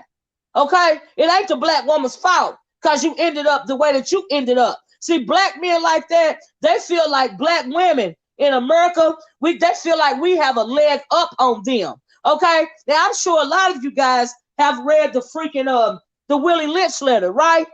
Now, whether that letter was true or not, we know that there has been division and strife between the black man and the black woman for centuries. Okay? And the reason why that division was created is so that the black family wouldn't grow and the black family wouldn't flourish. Because if they can keep the black man and the black woman separated from one another, it will never create a strong black family unit. And if you don't have a strong black family unit, when you got the woman leading the household and the only thing the men is doing is making the babies and then leaving, of course that's gonna cause division. And when the black man, when he don't want to stand up and take accountability for the fact that he not taking care of his own goddamn family for whatever reason, he want to blame the black woman instead of blaming his motherfucking self. Okay? Now that's what's going on. It ain't my fault. It ain't her. It ain't that black woman's fault because you left her with 3 kids and she got to put your motherfucking ass on child support. If you do what you supposed to do in the first place, she ain't got to put your motherfucking ass on child support. If you keep your goddamn hands off that black woman, she ain't got to call that white man to put your black ass in jail because you can't keep your Good hands to looking, your Bridget, because you're motherfucking not supposed self. to be hanging out Okay? and look at how pretty it looks. That's keep it moving. Exactly. What is that going on in the background? All right, we talking about was the that Washington me? Wizards. Hold on, You know hold I got on. to get my man laughed away. I, Laugh on line one. What's going on, I my don't know man? who that Sorry, is in the sorry, background. sorry, sorry. Yeah, because they can get my video like that. Can I join the link? Yeah, you can click on it. Let me drop. I don't know who you are, but you can absolutely click the link, especially if you're a man. Let me drop the link for you, because we can have this discussion. Can You we can't hear a blame right her. to You be can't top? lay all that at the foot of the black woman. Now, if we're gonna talk about it, let's tell the damn truth. But Livy, can we before he go to yapping and talking, can we hear what right to be told was gonna say? Yeah, I'm sorry. Go ahead, right to me. I can't stand when people do that shit to black I women, know you though. had got I was laughing in my head because I said, I know she done got caught up to where she done shut down and just yapping. No, I was thinking, no, I don't want to interrupt the flow. I was just saying I was turning my car on, so I apologize about the my mic not being muted. Sorry about that. No, No go worries. ahead, No go ahead, go. worries. I had something else to say about Nico, but you're on a different topic now, so I was gonna leave No, it alone. go ahead. Go ahead and finish. Go ahead. We going back and forth. Okay, I can okay, multitask, honey. okay. So this might be an unpopular opinion, but this is just my opinion about Okay. that situation back in the day. Sean was about to start bullying VS. He was pretty much bullying VS. I feel like it was Shelly was the one that was on there on the panel with her that day. And I feel that like them finding Lady Nika really helped VS as well. So I think they had a kind of a you help me, I help you type thing. It wasn't all about VS going to find Nika because when she came back, because a lot of people didn't know what happened in 2016. And Nika wasn't the only one he bullied, but a lot of people didn't know that. So when they were able to find her and she come back and tell her story that night, not the second story, but that night, that also helped people to view Sean differently too. So I do think that um she helped VS2, and then that team helped Nika tell her story and get more exposure back to this beef sector. So I do think it, like I said, I know it's unpopular opinion, but I do think they help each other. Because they were thinking VS was crazy. I can agree with that because I can agree with that up until the point, but at the end of the day, I feel like Nika got more out of it, and I think that the reason why VS didn't mind helping Nika because it helped with the narrative. It helped what Yeah, VS was saying about Sean Bradley and how she was moving on Sean Bradley. So in that intro, when you say it like that, they helped each other. I will agree, but I think that and we can see even right today that I feel like at the end of the day, Nika got more out of it because she did VS did back Sean Bradley up off of her. Do you see what I'm saying? But I yeah, think it's a but slap in the face not to acknowledge that. In my opinion, is a slap in the yeah, face. no, I You know agree. what I But I mean? remember I was one of the people that watched Sean. I watched VS, and I was like, "Who is this woman bullying him?" Because that is a story that Right, he told. So it definitely going to get Nika and seeing how he is constantly going after women and how he ran right, several women off of YouTube. Nika didn't run off YouTube. She was in another sector, but he right. Yeah, ran he them was other running women off. He was completely still off. doing her reviews and Yeah, stuff. he ran Right, those other women completely off. And right, just when she came back that night, it was like, oh wow. So this is not a an independent situation that he's having with well, it wasn't that independent because Nicole Tyler was wrapped up in it too. He was bullying Nicole and he right, was about to start bullying BS. So it wasn't a thing. But even Shelly telling her story, we didn't care because Shelly it seemed like Shelly was just as aggressive as him. right. It was the Nika and the attorney's mom and all those other people that came back, Nay's way. That was when we started looking at Sean because I left Sean after that. I was like, wait a minute. Now you out here Right. bullying women. That's not cute. Because you Right. bullying women, you Some claiming the people don't like victim. to deal with accountability. You Yeah. see what I'm saying? And I think that on both sides, when it comes to Nika and Sean Bradley and Shelly and whoever else in particular, people don't like to deal with accountability. And when it comes to somebody like a Sean Bradley, he is kind of like a Judge Joe Brown, if you will. So Yeah. it could be a circular conversation. You have a lot of angry black men, gay, straight, or otherwise. And some of them do think that they can bully women. But Yeah. then you will come across that black woman. But there's a certain type of black woman, myself included, that you can't bully us. We flat out not going. We don't give a Right. fuck who you think you are. Do you see what I'm Right. saying? And a lot of men that bully women, they don't like that type of woman, especially in the black community. Do you see what I'm saying? So when it comes to VS and Nika, I do think they helped one another. But Yes. at the end of the day, I feel like Nika got more out of it, and so maybe that's why Kwame was offended. If Nika was saying that she stood alone and Right. she backed Todd Bradley up off of her by herself, because that's a lie. Yeah, but So that's all I wanted to say. yeah. I do think they helped each other. That was the last thing I'm about to say. I'm about to run in this grocery store because it's raining out here now. We Oh, might have a child, it's rainy gonna get Memorial Day stupid. holiday, so that Oh, sucks. yeah, yeah, yeah. But Well, thank you thank you so as much, Right to always. Be. I'm going back in the chat. Okay, thank you, Right to Be Taught. Appreciate you, love. Ronnie You're Q, I dropped welcome. the Bye link. bye. Now we got somebody up on the stage by the name of I Am University. Hello? No, it's I am Uh, universe. Hello, how you doing? I Am Universe. Okay, how you doing? I'm doing great. Thank you for letting me join. No problem. Hello. Yes, Oh, I'm here. Can yeah. you hear me? Basically, what I was saying yeah, I can hear you. Yeah, basically Okay. what I was saying in the chat was that we all do from time to time talk down on other people. So to just single Judge Joe Brown out or black men in general, it'd be disingenuous to do that because we also do that ourselves. It's just we pick and choose when we want to talk down on people and the type of people we want to talk down on. I can respect that. I can respect that. But do you understand what I was trying to say about Judge Joe Brown? Hello? Did he leave? I Yeah, think I he heard left. you. But anyway, Ronnie Q. I'm sorry, go ahead. I said I heard you. Go ahead, keep going. Okay, yeah, I think that you're having issues with your microphone, love. But what you can do if you would like is drop down and hit the link again, and perhaps it'll fix your audio issues. Okay, no problem. I'll try So that. just drop down and I'll drop the link and just click the link again, and sometimes that helps. Yeah. Okay, no problem. Because right now we can't. We really want to understand what you're saying, but we can't hear you. All right, I'll Okay. try that. Okay. We'll see when you get back. Hey, Ronnie Q, is that you? Yes, it's me. Hey, Kwame, is that you? Yes, ma'am, that's me. Okay, how y'all doing? Hey, What's Kwani, up? baby. Hi, I'm doing well. How about you? Hi. Oh, I'm all right. I was trying to figure out what was going on last night on Jay Wilson's panel, and Right to Be Told was trying to tell me because I was dozing off. And can you give us a little rundown of what was going on, Kwani? What happened was Sean began to bully, Sean and his people, I guess, were bullying Joyce. And Joyce went live and she was upset about it. So Shelly jumped up on the panel and was consoling Joyce and saying that she was being bullied also. And so what Shelly stated was, you're not going to Lady Nika me.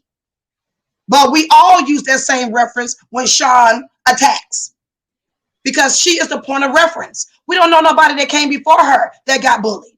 That's all we know. So Lady Nika got offensive. She took offense to the Lady Nika statement. I understand that. But I took offense to the part of that statement as well. I also took offense to the part where she claimed she rose like a phoenix. She did everything by herself. She fought Sean alone. You have to go watch her video if it's still up. You need to go watch it for yourself and listen to it. She acted as if she fought Sean all by herself. She said she didn't need no group. She rose up like a phoenix, and that's what Kelly Love calls her that. I mean, she went on and on and on, tooting her horn, but the whole thing was a lie. She did not rise like a phoenix. She did not fight Sean by herself. You were over there on that panel. What happened was, you know, that when Sean began to try to bully Susie, Susie went back and dug up all the dead bones. She brought back all those people from Sean past. Right. So how did she make it alone? Yeah, she didn't rise like no phoenix. We would not even watch. We would not even check her for Lady Nika. Right. We didn't start watching Lady Nika's channel until Susie brought her back. Right. So I don't know why she's over there lying. I mean, she did it by herself and she don't need no group. So she was saying so many words. We cowards. We've been Sean ran us over, and we got to get in the group to fight Sean. No, sister, you doing the same damn thing, and she's still in the group. Yep. She's still not by herself. She over there, now she over there under tutelage of the Susie TSCC rejects. Right.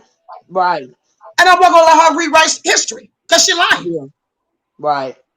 You're right, Kwame. She didn't rise like a phoenix, and she didn't fight Sean Bradley out by herself. That's a lie. So I understand you being upset about it, because, like you said, a lot of us watched that, and for her to try to rewrite history, I mean, that ain't nobody. I see why you was upset. I get it. So that's all that happened. Like I said, I'm not mad at her. I know they said she had a rant over there. I don't care. She lied, and she is not. She did not rise like a phoenix, and she did not fight alone. She's a liar. TSCC resurrected her. TSCC resurrected her. Yep, that's a fact. That's the truth. She didn't even say thank you, TSCC. Wow. She didn't say none of that on that video. No, and then at the she acted as if she did it all alone. But Kwame, don't you agree that at the end of the day, when it was all said and done, at Kwame, I mean not Kwame, but Nika distanced herself from TSCC because she started saying that they were tarnishing her brand. So it was like but also remember. She did use them, but another thing, remember, she was behind the scenes borrowing money from everybody. Remember that? Yeah, and VS felt like she was moving funny with the money. But I feel like that's the reason why she got thrown out. That's why she got thrown out. When Chopper came up there and said she been borrowing money from me too, and Susan didn't even know it. Yep. And talking to him and Nika, him and Bless Watkins behind the scenes. That's why her and Bless Watkins is so close right today. I remember all of that. Correct. A lot of us remember that. Well, that's all I wanted to say, and thank you for letting me come up. Just like I said, Okay. I wasn't gonna let Lady Nika ride with that lie. Yeah, you right about that, Kwame. You was right for speaking up because she is rewriting history. That's a damn shame. But It yeah, I feel is. you. She always rewrites history. Lady All right, Nika guys, is nothing but a liar. I'm gonna go back in the room and Uh, watch, okay? Thank you all, and okay. you all enjoy your day. Okay. Thank you, Kwame. Go ahead, You're Ronnie. welcome. Bye bye. Bye bye. Lady Nika always rewrites history because she's just a liar, and that's all they are good for is lying over there. Now I know I wasn't able to catch your whole lie because I was in the middle of something, but I noticed that you came on earlier and you was talking about Bree, and I wanted to touch on something that you may have missed out on. She said that she got on somebody's panel because she wanted you said your name came up in something, and she said that she got on a panel because she wanted to tell Bullis Gotti was lying on you, and he was lying on you, Bullis Gotti. And I'm glad I cussed him out that time that he was on your panel and he was saying, oh, Olivia, we should do a show together. And remember, I came on and I cussed him out and I said, get some numbers up yourself, and ain't nobody doing no show with you. And he was on your panel talking about y'all should do a show together. And then he came on talking about you were a doxer and this, that, and the other, and Olivia docs and him and you and Cookie Monster docs. That's what he was saying on that channel he was on. And that fat bitch was in the chat saying that you didn't dox, but when she got up on the panel, she didn't say nothing about you didn't dox. She was on some other shit talking, trying to roast and gag that dude and drag him about eating curry and this, that, and the other. And she did take it racial first, trying to say that he ate curry, and that was a racial dig at what he ate. That's the same thing if he said that you eat chitlins or pig feet or something. That's a racial type of tone, like you eat hog maws and greens and shit. So she trying to play dumb, like she didn't take it to a racial epithet first. So she took it racial first and then tried to play victim. So and then she tried to come back and say, oh, I went up on the panel to defend Olivia because Bullets Gotti was saying she doxed. But she went up on the panel and then she said, but she didn't say Olivia. I went up on the panel to defend D-Lo. So you went up on the panel to defend Olivia, but you coming up here saying you went up on the panel and calling Olivia by a derogatory name, D-Lo. But when you went up on the panel, you never mentioned Olivia and how he was wrong by saying Olivia died. So she never mentioned you. And when she did lie and say she was going up on the panel to defend you, she called you by a derogatory name. But when she went up on the panel, she never defended you, and she calling you by a derogatory name when she lying saying she went up on the panel to defend you. Right. Yeah, no, she didn't defend me in the first place. Because everybody was in the chat saying that I don't dox. Everybody know that I don't dox. So it ain't nothing. She wasn't defending me or nothing. I don't know what her real intention was for even saying my motherfucking name, but that bitch wasn't defending me, and I've been calling her a liar for motherfucking months, and now people is just calling her out on her shit. Okay, and she need to stand in her motherfucking shit. Do you see what I'm saying? But no, she wasn't defending me at all. I don't know. I guess there was just another excuse for getting up there fucking with them people. You know what I mean? And I Cause don't she know. knows she don't like you. Yeah, she don't like me, and I've been calling her out for months for being a liar. So I don't know. That was another lie right there, Ronnie Yeah, Q.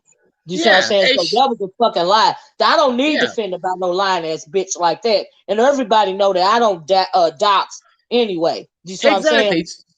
And she know That I've been doesn't calling even her out need on her defending. motherfucking lies for months. And as far as trying to mix me up in that racial shit, I felt like that was a setup. Just like that shit that went on It with was a full. Spicy See, she Dicey. don't. Wait a minute. I She, felt like it was that kind of setup going on. That's the reason why I didn't say nothing, because I've been calling her motherfucking ass out for being a goddamn liar. It's just that now people get tired of it and they're trying to check them stupid ass gutter rat ass bitches on their motherfucking lies. That's just like Pizarro. She think it's something to brag about when she get up there and tell them people that she a liar. Bitch, that ain't nothing to brag about. that means you ain't got no motherfucking integrity. You know, but they all you know, they all got their followers, and if they don't mind being lied to, that's on motherfucking them. But bitch, if you a liar, you a motherfucking liar. Okay? And don't be trying to come up here and say you defending me on a motherfucking thing, bitch, because you know you're not defending me. Okay? Yeah, exactly. So And I you're don't sitting up know. there. Go ahead. Right, and I don't know why people are always trying to use this race thing with you, because when you really feel passionate about something, the BS gonna always shine through, and you gonna know if that's something you should move on or not. So these people that be throwing out that whole race card thing and race this and race that, ain't nobody gonna, unless you was truly wrong, ain't nobody gonna get up there and fall for that trick. That's the same trick You that know, I they wasn't keep falling trying to for the try okey for doke. you. I heard that shit where Ronnie Q was telling the absolute truth, but I felt like it was a setup. Why would I come out and say that's why it took me I didn't on purpose didn't say nothing about that shit. On purpose, I didn't say nothing about it because I just wanted to play out. Because if I would have said something about it immediately, like the way Ronnie Q speaking on it now, and I'm speaking on it days after, if I would have came out and said something about it immediately, it would have shifted the whole conversation. So I just shut the fuck up and I set the fuck back and watch and see how it played out. And it played out the right way because people started calling Brianna out on her motherfucking lies. Okay? That's the reason why I didn't say nothing.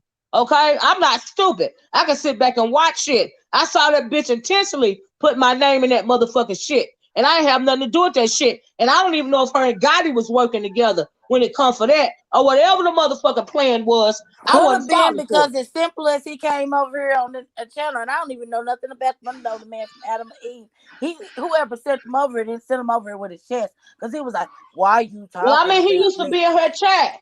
So Yeah, but who's to like, say she didn't why put him you, up to that bullshit? I don't trust girl? nothing come out of that bitch mouth. And that everybody know I don't. So that when that bitch said she was defending me, that bitch wasn't defending me. I don't need no defense from I, nobody. And but everybody But know baby, she I went there are for you my sure that she let motherfucking that self. roll off her tongue, or is that what people I don't, saying? I Like, don't, I don't, I don't need defending from no motherfucking body. Cause I say but what the fuck I say. And it is but what the fuck it is. Whether she you like didn't it or not. she didn't defend you because she never mentioned Right, you. See, right. that was another lie. Another That was lie. another lie. She Exactly. never mentioned you when she went up there on that panel. And you don't need defending by Nope. somebody who was using a derogatory term instead of your own name, calling you Right, D-Lo. You don't need right, defending about right, being a doxer when it's known that you don't dox. You don't need defending from somebody who doxes herself, who was reading all the information about dox material about right, Jay Wilson's house. So why do you need defending about doxing when she was the right, one who was reading dox information about Jay Wilson's house right. about doxing? She the She's the one. motherfucking doctor. And you know, Exactly. what do everybody think she was doing for TSCC? Like, what the fuck? Exactly. She always throwing her little doxing gigs. I done caught a couple of things that the bitch done said, but bitch, I don't give a fuck what you think you doxing, bitch. You don't know nothing about me, bitch. Especially when it come to my motherfucking finances, bitch. I be catching them little shots that you was throwing over there, but bitch, you don't know nothing about me with your little ignorant ass. It's just the thing is I come when I choose to say something about it, bitch. Whether you think I'm catching it or not, that's when I say something about it. If I choose to not say nothing about it, then I'm not motherfucking saying nothing about it. I don't give a fuck. That bitch ain't never gonna gaslight me. And I don't trust none of them motherfuckers over there with their lying motherfucking ass. If you gonna tell me in my face that you a motherfucking liar and you gonna brag about it, why the fuck am I gonna take credence in any goddamn thing you got to say? Anything. Anything. Are you serious? Why would I take Exactly. why would I take anybody who take anything that they say seriously? Yeah, Exactly. That's what I was are saying you earlier, serious? Ronnie Q. That's what I was saying earlier. Ain't nobody that's the ratchet ass shit. Them hoes over there so goddamn ratchet. They so motherfucking gutter. You know, and it shows by the company that they motherfucking keep. They keep getting the same old drug addicted, alcohol addicted motherfuckers on YouTube in the motherfucking beef sector. Them the motherfuckers that they repeatedly, time after time, go back and forth with. And if they ain't going back and forth with them, they trying to set somebody up and put them up on the panel so they can question them and shit like that. Who does that type of shit? And then Who all of a does that? sudden, it was a joke. What's so Yeah, it was a jokey? joke. It was What a was so bad joke. jokey about it? What Oh, it what was is a what is joke. what is the What's joke funny about about that? racism? What's so What's funny funny about about that? racism? Like, what you mean it's a joke? I agree with that's why No, I didn't say nothing to Ronnie. she's the joke. No, Yep, she's the joke. yep, Because everybody's figuring out what a dummy she is. yep, Just totally dumb. yep. And people think that she's what's the joke is some people think that she's intelligent. She can't even use the English word properly. And some people Exactly, think, oh, she's intelligent. Are you serious? She doesn't exactly, even know the English language. exactly. Oh, oh my God. So anyway, that's You what I are the wanted company to that you keep. comment on. That's what I Thank wanted you, to Ronnie. comment on. But you telling So the truth. It ain't a lie. I don't have time for that bullshit. Like I said, I can't even roast and gag with them.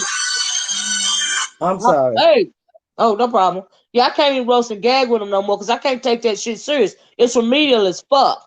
Ain't nobody got time for that motherfucking shit. And as far as some motherfuckers that sit over there on that goddamn panel and think that bitch got any braid in her motherfucking head, that's on they motherfucking dumbasses. The bitch is a motherfucking liar. Okay, and I'm not motherfucking impressed. And I've been calling that bitch out for months. Just because I might go a little while and not say nothing about your motherfucking ass bitch, that don't mean I'm not motherfucking watching. Okay? Mm-hmm. That's Yeah, all I'm and motherfucking saying. Don't never yeah, get it twisted. yeah, and after TSCC came over here, and and she just shows her hand every time. And then Yep, the one thing, like when Tracy got like Tracy recently got in her butt for being a liar. And you yep, notice they use the same tactic. Once you get on them for lying and you call them out for lying, and they use the same tactic. Oh, yeah, I know that she been saying little funny things, and she been wanting to say that for a long time anyway. She been mm-hmm, wanting to say that for a long time anyway. When you call them out for being the mm-hmm, liars that they are, see, they said the mm-hmm, same thing about me when I called them out for being the liars that they are. She been feeling that way anyway. She been wanting to say that no, I called you out for being the liar that you are. I don't play with liars. She been feeling that way. No, when I felt that way, I called you out. Same right, thing they said about Tracy. She been wanting to say that for a long time. No, when I feel like saying it, I said it. mm-hmm, Period. mm-hmm, mm-hmm. I don't play that. Yeah, you're absolutely right about that. Yeah, but thanks for bringing it up, Ronnie. I ain't nobody paying attention to that bullshit. But like I said, the reason why I heard him saying my name over there, I heard that widow guy over there saying my name, and I heard her saying, whatever she said. Everybody know I don't dox, so she could have saved that shit. You know what I mean? Yeah. I wouldn't even have come out and made a whole wasted my time making a video about this motherfucking lying on me. He said I live in Tallahassee. We know who she is. Well, clearly you don't know who the fuck I am. If you think I live in Tallahassee, Florida, clearly you That's don't know right. who the fuck I am. I Clearly you forgot don't about listen that. to me. Yeah. Uh, Oh, we know who Olivia is. She lives in Tallahassee, Florida. I was like, oh, really? Oh, really? Yeah, we know exactly who she is. She lives in Florida, Tallahassee, Florida. I was like, listen now. Listen now. Who said that, baby? I When want to you know. say you live I'm in lost. Tennessee every every other other day day you I say come I on, live you in talk about living Tennessee. in Tennessee. Exactly. I'm thinking, okay, you know me, so you know me, but you don't know I live in Tennessee. Mm-hmm. And everybody, I've told everybody where I live, the state I live in, ever since I've been online. Uh-huh. But you think I live in Tallahassee? Okay. All Okay. right, Miss. All right, yeah, and we think, but that Bree was coming up there to defend your honor. Oh Child. yes, we believe it. But can I Bree say was on something there to about defend your honor. Go ahead, Right. Brandy. I'm gonna step down, but that that's all I want to. Go ahead, Brandy. thing Thank you, about people Ronnie. like Bree and the thing about people like Bree and the other young people that's in this sector? I don't think they picked up on the memo. You hang with older people, they teach you something. And so my thing is, I think they smarter than y'all, and they be trying to do this reverse psychology type of stuff, and it's just hilarious because y'all done been there, done that around the block. See, if you got a baby like my baby, you already know not to play them games. You better go play it with Well, your girl, they be friends, little girl, trying. cause that show what you would have said to me. Cause the game she be playing and how she be, I don't know. She just thinks she young and dumb and thinks she know everything. But hey. She better wise up. She better learn something from y'all. Well, child, good child, they'll be they be all right. I don't bother with this shit. Let me read this. I was trying to have a serious conversation before I got sidetracked. The only one says, I understand all of your frustrations, but we have to understand. I guess we have to understand the people who see a thing and issue as a problem is the problem. We have to go within to know everybody has their own truth. And the one he's talking about a different conversation, guys, that we were having about Judge Joe Brown. I don't know what was going on with the brothers Mike. I wish you could have fixed it, because I was trying to have that conversation with him. Do you see what I'm saying? So do you think do you want to try it again? Only one hard knock. Do you want to try to click the link again, or you know what I mean?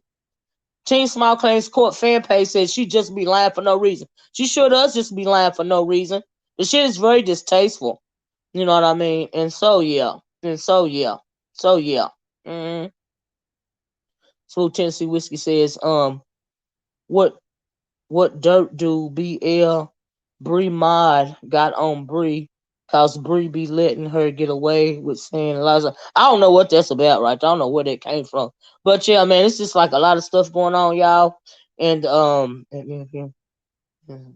wonders why but themselves. Well, now all black people windmill for everybody but themselves.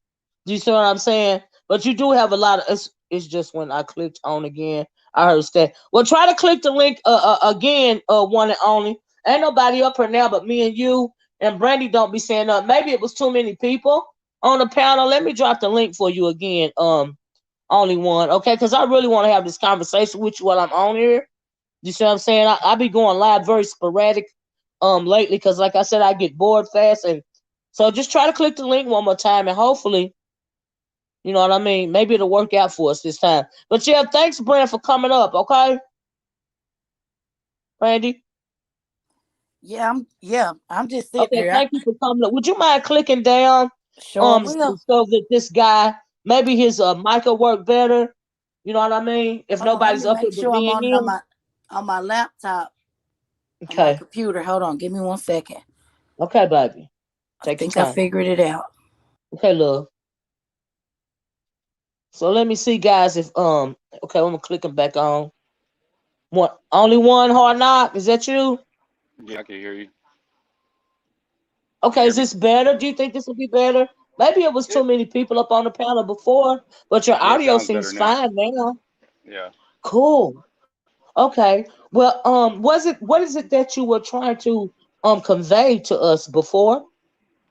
Well, when you made the comment about Judge Joe Brown and Tommy Sotomayor and how they talk, down on black women and saying that things are all their fault and stuff like that. And I mean, I get that, but I was saying that it's not all black women's fault, but it's our fault as a whole, black men and women. Because the Mm-hmm. thing we don't understand is that they have a universal law called law of attraction, and that means you attract who you are, not what you want. So when you're dealing with many conflict and issues and things like that with other people, what's being showed is that you attracted those people because of what's inside of you.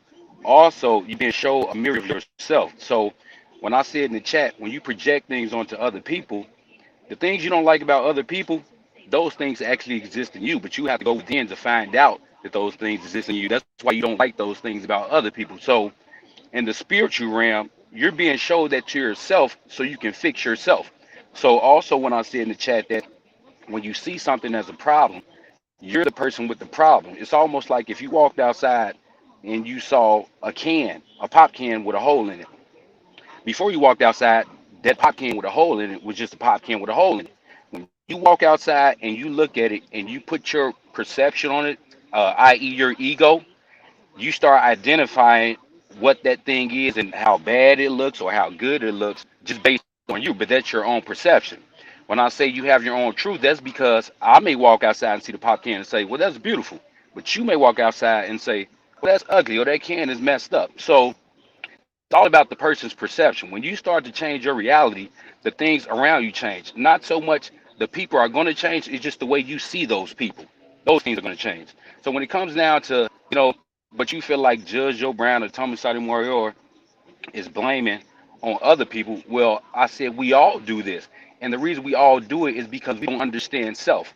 A lot of people on all these YouTube panels and things like that, the one thing a lot of them don't understand is actually who they are. You can ask a person who they are, and the first thing they're going to start to say is, well, I'm John, or I'm Kate, or I'm a social worker, or I'm this, I'm that. And the truth of it is you're none of those things.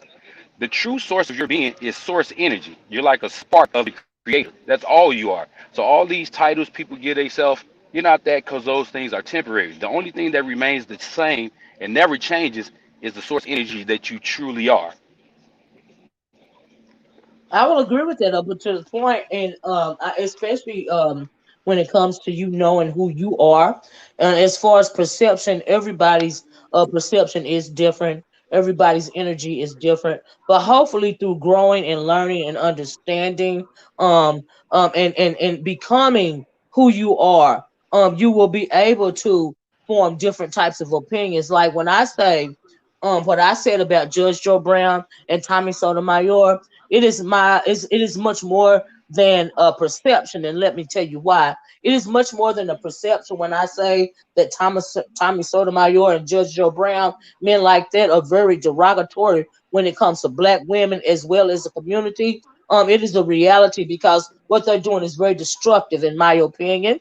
Do you see what I'm saying? And I say, and I don't say that, when I say that, I'm not saying it as a black woman. I'm saying that as a part of the black community. Because why would you try to lay all of those burdens, all of the burdens that you have? Why would you, as being, when it comes to being a black man, why would you lay all those burdens down at the foot of the black woman? It is because you feel emasculated in some kind of way, by the system of white supremacy racism. And the only person that you feel that you can lash out at, the only person that you are comfortable with lashing out at, in my opinion, is the black woman, because you know that the black woman is not going to hurt you. You know that the black woman, no matter what, is going to have your back at the end of the day, whether you're talking crazy about it or not.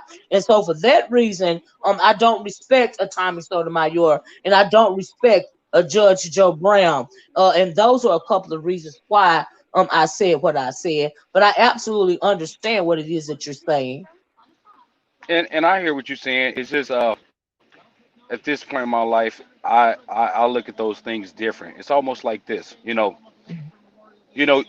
you can talk to an adult that understands English and they understand some things you say, but you can talk to a Mm, kid that understands English and they don't understand the things you say, because it's about the level that they're at. So depending upon where you're at, you're gonna view things differently, all together. So mm, when I tend to look at things, it's like, is my perception on this harmonious, loving, and peaceful, or is it coming from a place of my ego, that mm, likes to identify things at just what it wants to identify things at? It's like when you were a kid, probably from the age of 1, maybe up to 4 or 5, when the ego comes on board, you just accepted things and experienced things in life. You didn't put, mm, your certain ideologies on them. You didn't try to identify with anything. You just want to identify with. You just accepted it and experienced it as you should. So when we look at somebody like Judge O'Brown or Tommy Sotomayor, I just look at those people like it's just things they don't understand at that point in life. So they're speaking from mm, where they're at. mm. So I that agree. would be. Go ahead. What you gonna say? I just said I agree.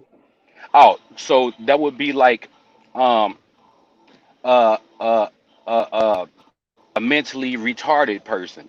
You know, you could probably be around one of those type of people, and they may say certain things, look certain ways, may even hit you or things like that.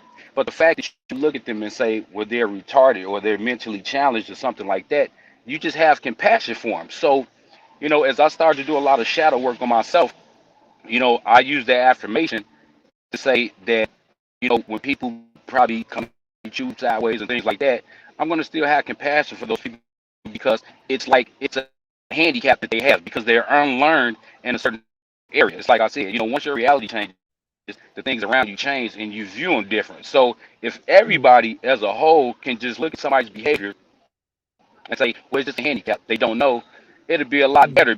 Because here's the thing,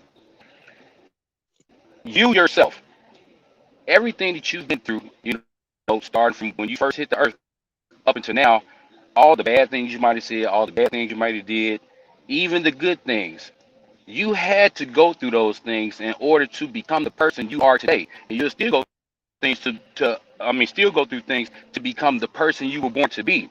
So when we start looking at other people and saying, oh, she ratchet, or he dumb, and this and the other, we have to understand that at one point in our lives, we were like that, or we were at that level. Unless you go through these things and experience all these things that you need to experience to become a better version of yourself, i.e. your higher self, then we would still be doing all these things like, talking about each other and all this other stuff. And look at it. We don't get anywhere like that.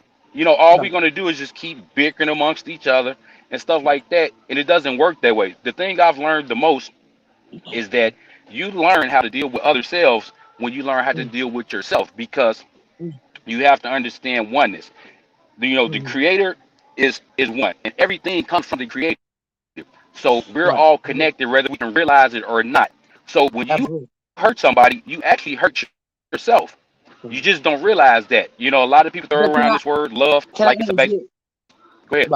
Can I interject? Yeah, go ahead. No problem. I understand what it is that you're saying, but also when you're talking about us growing through our experiences, unfortunately, a lot of people go through some experiences and they are so traumatic to them that they become stagnant in those experiences, and they start to shift the blame, or refuse to hold themselves accountable for their own actions. And when it comes to a Tommy Sotomayor or a Judge Joe Brown, and not just them, a lot of people, but we're using them as an example now. Yeah. A lot of people become stagnant via their trauma.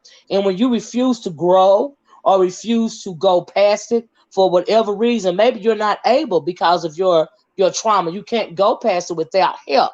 Do you see what I'm saying? You become stagnant, that you become bitter, or your heart starts to harden and turn black. Do you see what I'm saying? Because of said trauma, and it's because the reason why you're going through this right now is because you won't hold your own actions accountable. You won't get help through the trauma. And so you're just kind of stuck. And when it comes to some people, in particular, a lot of us in the Black community, we have been having to deal with different types of trauma to the point to where it's downloaded in our DNA. That's how much trauma we've had to endure. And so when you get somebody like a Judge Joe Brown or a Tommy Sotomayor, you can feel some level of compassion, especially the Black woman can feel some level of compassion for that type of Black man. But even though she feels compassion for him, because she understands that he's dealing with trauma, because when it comes to the Black man, we know that we are all born as melanated people with targets on our back, but the Black man in particular is born with a target on his back because he is supposed to be the head. And when the head of the family has been beat down and the boot is continuously on his neck, okay, to the point to where he can't breathe, okay, and he got to shout it out loud and urinate on himself, and he got to repeatedly see his brothers shot down, not only emasculated, but shot down in the street like dogs. You have compassion for that, but at the same time, you have to hold these brothers and sisters accountable if they are blaming their own for the ills, the things that have been done to them, because it is not the Black woman's fault that this man keeps shooting you down in the street like a dog. It's not this Black woman's fault, because you're getting shut, and vice versa. Do you see what I'm saying? So when it comes to issues like that, they go beyond petty, and that is going back to trauma. And to bring it back around to you, all I'm trying to say is, I just would like for the Tommy Sotomayors and the Judge Joe Browns in the world, I would like for them to try to see past the trauma. I would like for them not to blame the ills of what's going on with them, don't lay that at the foot of the black woman, because we are not your enemy. You know what I mean? And I we totally. want to help you. Hmm. But because we have forces outside of us, that have driven this wedge between the black man and the black woman, because they don't want us to have a productive black family. Like I said, because you can't have a productive black community if you don't have several productive black families, and that is on purpose, that is by design. But don't get stuck on that and lay it at our feet, because we are not the cause of it. That's all I'm trying to say. I am universe. Yeah, I agree. But that's why I said you have to learn who self is. When you learn, who self Right. is, you're better able to deal with other people. The second thing I would say is the best way to get the results you want. Like I tell, females a lot of times. It's like if you're looking for that shining armor type guy, the guy who don't cheat, the guy who take care of home, things like that. You have to Mhm. become that because, like I said, the universal law that you can't trick and things like that is Mhm. you attract what you are, not what you want. So if you want this type of guy, you want this type of female, you have to become that yourself, and then you will actually attract it to you. As far as the Tommy Sotomayor and the Judge Joe Brown, the best way to fight that is this: you don't fight fire with fire, you fight fire with water.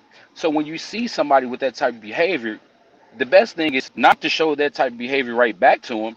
You actually just Mhm. pour in more love to that person because Well, no, eventually I what's going to disagree. happen. I disagree. Let me stop you right there, Go because ahead. here's the thing. I can't fight you with love. If your heart has become black and your heart is hardened towards me, I have to only fight you with fire. Do you see what I'm saying? I can't be your whipping post. I cannot allow you to do that to not only my people, but to yourself. And if all I have to fight with is fire, because you are fighting with fire, if my fire is stronger than your fire, that hopefully, because we know that sometimes when it comes to chaos, you can come to a common ground if you fight hard enough and strong enough through chaos. You can't coddle with love all the time, because one of the main problems that we got in the black community when it comes to us black women is we tend to coddle too much. Okay, I. long is Hmm. we can't Baby, continue to can I say coddle, something and before we I can wait a forget? minute. Hold on a minute. Let me finish. We can't continue to coddle black men, and we can't even continue to coddle certain types of black women either. It goes both ways. Okay, at some point in time, somebody, it's just like, say I had some kids, right? I got 3 kids. Let me give you an example, Hmm. universe. And I love my kids to death, right? Am I Right. taking care of my kids? If I let my kids go out here and do anything they want to do, commit all these types of crimes and stuff, right? And I'm not, but I still got your back. I'm still gonna get you out of jail. But when I get you home, I'm not gonna read you your rights. I'm not gonna tell you how you embarrassing your family. I'm not gonna urge you to be a better person. If I just coddle you and say, "Oh, it's gonna be all right, baby," you're gonna continue to repeat these same actions. You're never gonna grow, and you're never gonna want to get better, because I am not holding you accountable for what it is that you have done wrong. And so when you say that we have to pour more love into them, we've tried that in the community, but clearly that has not worked. And now it's to the point our community is so fractured when it comes to men and women in a black family. It's so fractured to the point to where you can no longer shower the situation with love, because it just simply is not going to work anymore. Do you see what I'm saying? So Yeah. somebody got to stand up and try to tell the truth about the situation. Do you see And what I'm I saying? listen, I agree. Because just if want you to say don't this do because that, I'm not even being like, please just let me say this. Like, because, like, that's why I want to say it before I forget.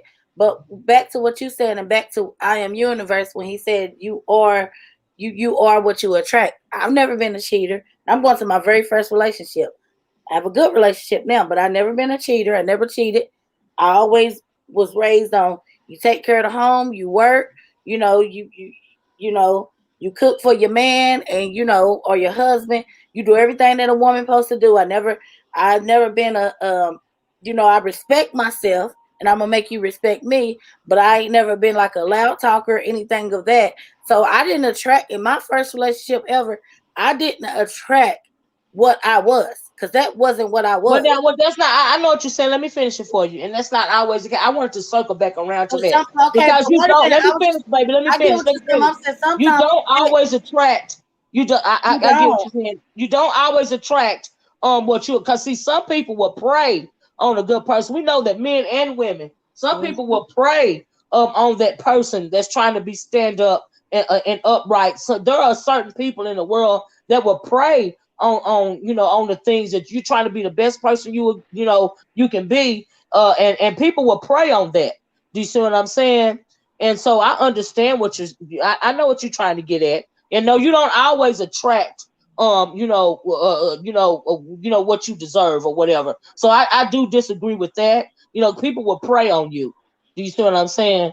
And so I get what you're saying. Yeah, I'm just Well, saying I everybody got you don't better off with. ask for that. I'm just saying I got better off with being, being true to myself. Like I've always been true to myself, but not allowing when you know something is going. Like he was saying, pour out love. Sometimes you can't give people that you love true love because and that's not attracting what you are. It's just trying to Well, support them, make them a better person. Well, the thing is, we have to understand this. You're not trying to get somebody else to love you back. You're just supposed to love them because you understand the real essence of that being. And it's not the person you see walking around in flesh. It's the inner soul. It's the higher self. Law of attraction doesn't work in the way you think it works. So you have to understand what law of attraction is. It's not based on the things you do consciously. This is a vibrational frequency that generates from your aura and your subconscious. So, like you said, maybe you're not, uh, maybe you're not a cheater or never have been a cheater, but something within that relationship that you're attracted, and probably I'm It guessing was the nothing reason in that you, relationship because I was young and I thought I knew everything. And I will tell you this: I thought I knew everything, and I and thought my aunt and my mom and them was didn't know nothing. And I stepped out off the porch, and I was wrong. It was nothing in that relationship, and I don't even know why I brought it up because it's so old. But it was nothing in that relationship that attracted to me. Because years later, I still can't find out what attracted me to that relationship. well, It this was is what I'm nothing. saying. That's how law of attraction works. So think about it. No, If that you wasn't no thought, law of attraction. Because law of attraction don't well, hurt you, but I'm gonna get it's off like I it. said, you have to understand what law of attraction is and how it works. So listen to what I'm saying. What I'm saying is this. It's like you just said. You thought you knew everything. Your own soul's experience probably put you in a situation when you thought you knew everything, and when you jumped in this relationship thinking you knew everything, the result was whatever this dude did or whatever you didn't see or foresee coming happened. But it should have taught you a lesson to learn that, well, you don't know everything. That's how it works. It doesn't necessarily mean that, oh well, he cheated on me and I never been a cheater, so I didn't attract that. It don't work that way. You can't limit it to just one thing. It's overall. That's how that works. And when I talk about the love thing, you have to look at it from this perspective. When you take real love and real compassion, you see yourself in another soul as yourself because that's oneness. So when I say pour more love, it doesn't mean that you keep trying and trying and trying with this person.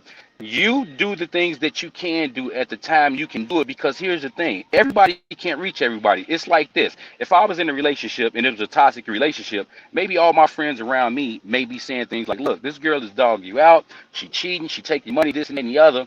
And maybe I don't see it. And it's 20 people that told me that. It's not until it registered with me that I understand that thing and I can leave that toxic relationship. So when we're talking about love, you do what you supposed to do and don't worry about the other people. You spread the love, and that doesn't mean keep running up behind these people and trying to keep making them love you and like you back. It doesn't work that way. It's just what it is what you display, and that energy rubs off on other people. It's like with your kid, like you mentioned earlier, Olivia.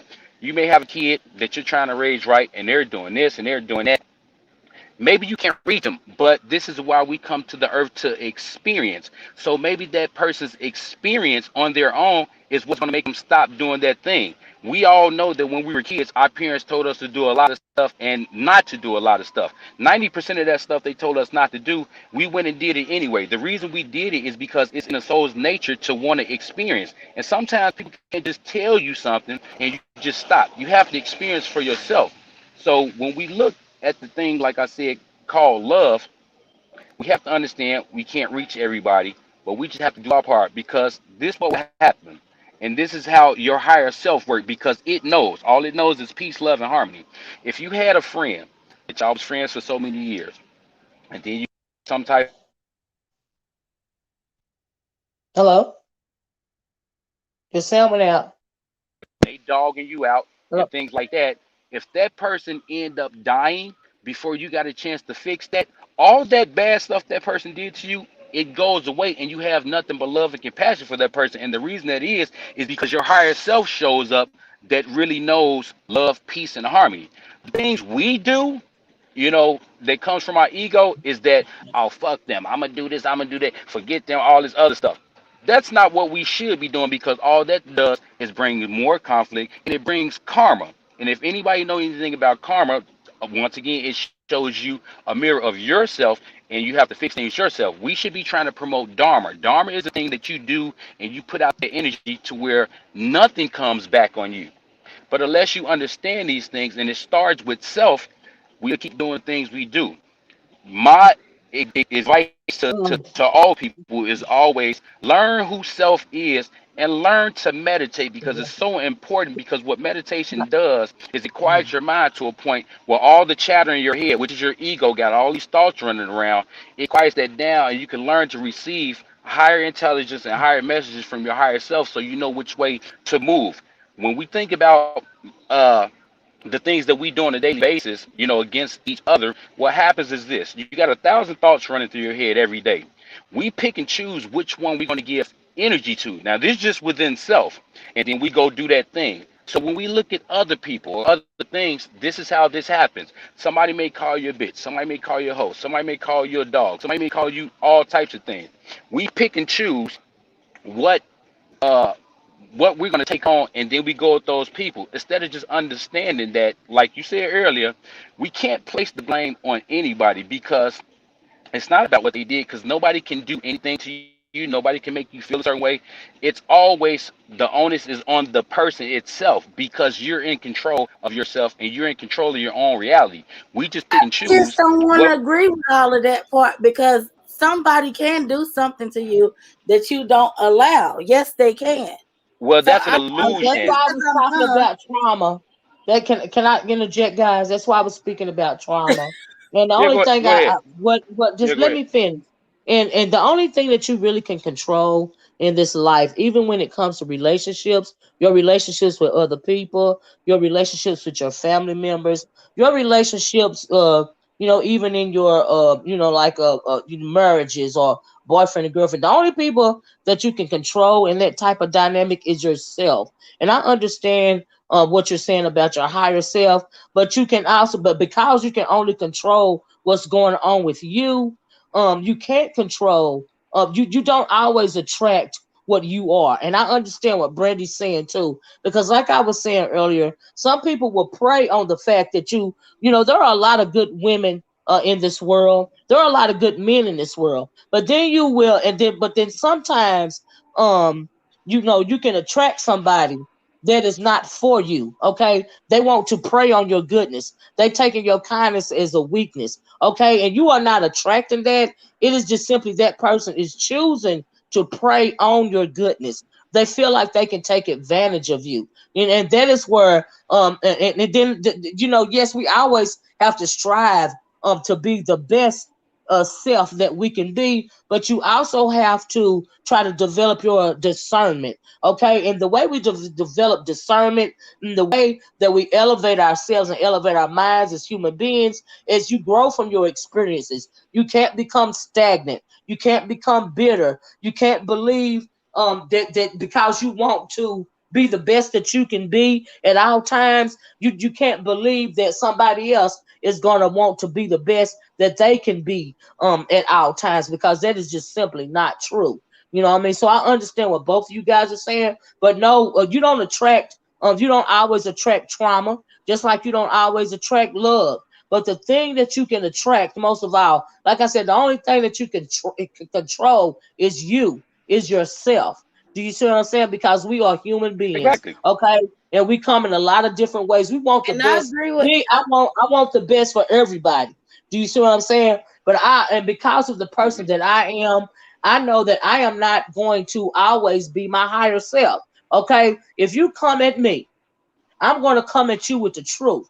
That's just like when I was going with the analogy of the parent. Okay, I am not a good parent if I only want to say kind things to you. It's gonna be all right, baby. I know you killed that boy, but it ain't your fault. That means I'm being a negligent parent because I'm not telling you, I'm not holding you accountable. I'm not teaching you that you can't get away with these certain things. You can't go and do whatever you want to do to somebody just because you feel like you want to go and do it to them. That ain't how the world works. Cause see, here's the thing that a lot of people don't realize. Okay, the world don't owe you nothing. Okay, the world is not a world that is filled with hearts and flowers and roses. Even Jesus, for those that believe in Jesus, that story, even Jesus knew that. Okay, even he And you've tore always the told me that walls life on is the not temple fair. because he wasn't. Your life is not fair, and don't nobody owe you nothing in this world. You got to get it for yourself. Okay, you got to protect yourself. All right, that's it. That's how it works in this world. Nobody don't owe you nothing. Nobody don't owe you kindness. Don't nobody owe you happiness. Don't nobody owe you joy. Okay, in this world, and that's just how I see it.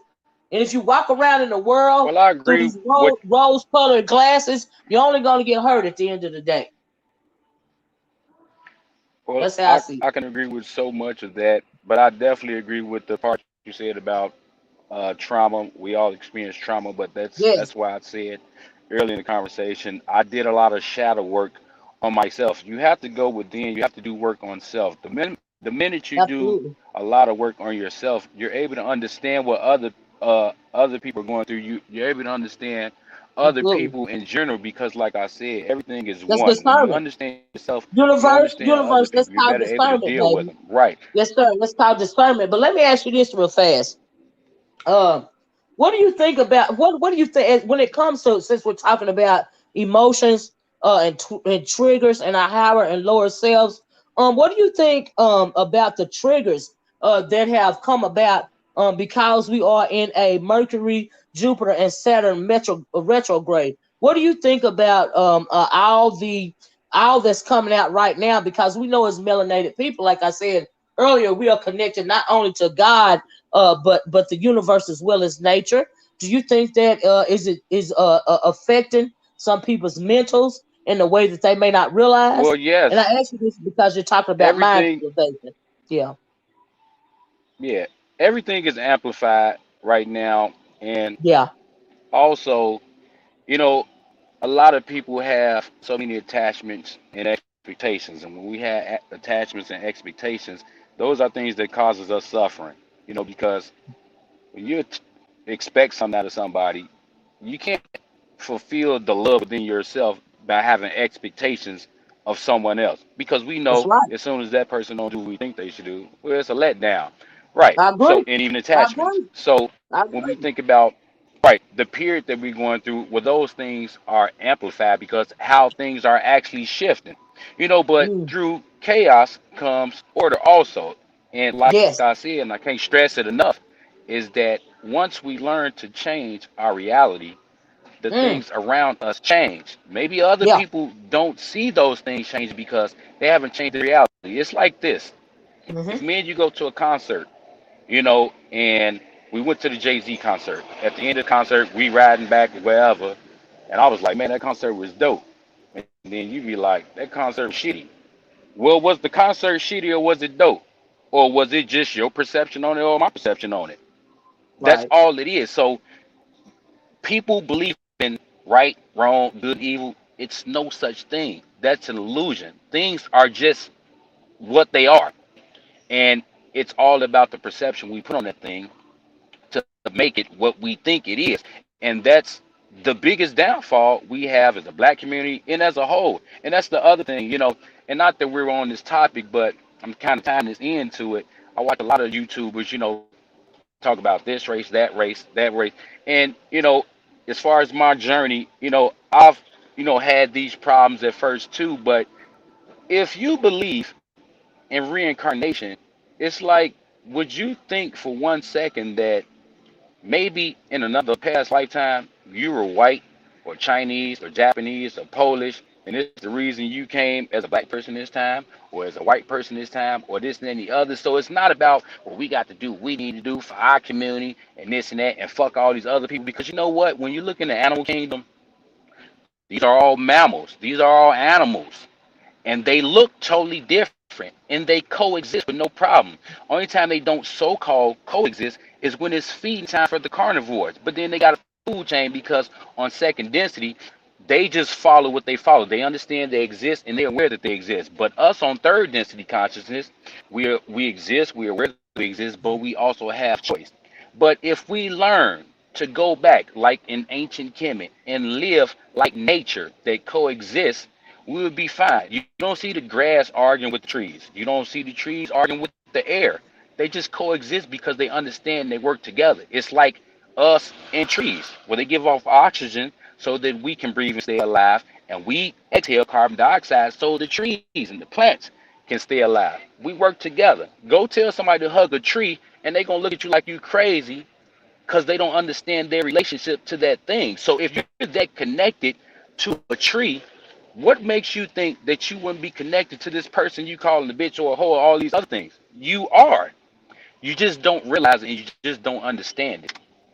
But I will Yeah, say this. you're right. You're This is talking about mind elevation. Yeah, you know you're right about that. yeah. I just want to say that you're absolutely right. But unfortunately, because the world is what it is today, we know that unfortunately, what's the main law of the jungle?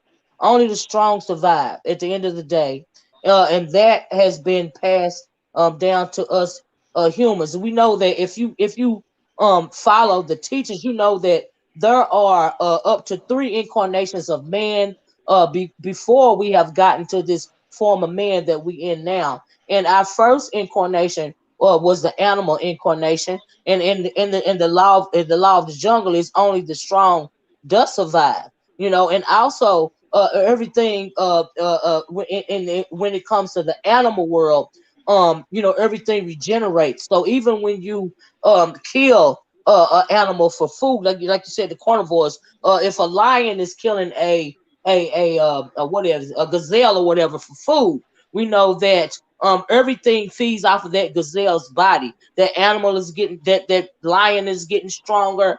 The all the way down to the maggots, their regeneration, the ground is regenerating because of the blood that is in the soil. It's feeding the soil so that it grow plants. Everything feeds off of one another. But when it comes to us Mhm. humans, because we are a selfish incarnation. We have not elevated. And I hope he comes back up into what we need to elevate to. We are still on the kill or be killed level. And I think that's what he's talking about. But he's talking about mind elevation. And I wish that we could all our minds were elevated to what he wants our minds to be elevated to. But unfortunately, we are still on the only the stronger survive. The cycle of life. You're right, but thank you, Water Sniper. We But we then we, another we are thing too, still Livy, is a lot of stuff has okay. Only from where one. y'all Let me was let me coming drop the link again for you again, brother. I'm sorry. Go ahead, Brandy. from where y'all was coming from versus the way they done made the world now, things have Right. changed. Well, I mean, yeah, and it's unfortunate. I love what this brother was saying because he wants us to, live on a higher level. Everything is connected, and he's absolutely right about that. But unfortunately, we don't live in that world right now. We are under that killer, only the strongest survive mentality because that is what the world has forced us to do, just like in nature. But except when it comes to us human beings, we don't always kill. And when we kill or murder, it doesn't always nourish the soil. You're just getting rid of another human being. And he wants us to elevate. And I love what it is what he's saying because it's beautiful. It's just not rational in this world right now.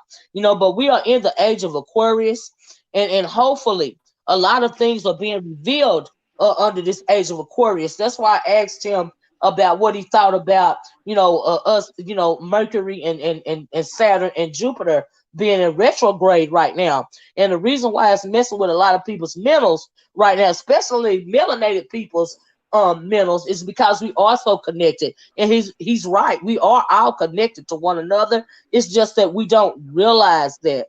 But I wish we could all elevate. I wish we could Olivia. all live in peace and harmony and in tandem with nature. I'm sorry, go ahead. Yeah, no, I want to cut you off. I just want to tell you this is a great conversation. I would love to continue it. And I left you a Mhm. message, actually, could I see my email and we can talk offline because we Okay. really need to have this discussion. But I'm at Okay. work. I gotta Okay. go, but I would like to Okay. continue this, and maybe some stuff Okay. that I could teach you probably don't know, and then vice versa also, about Okay.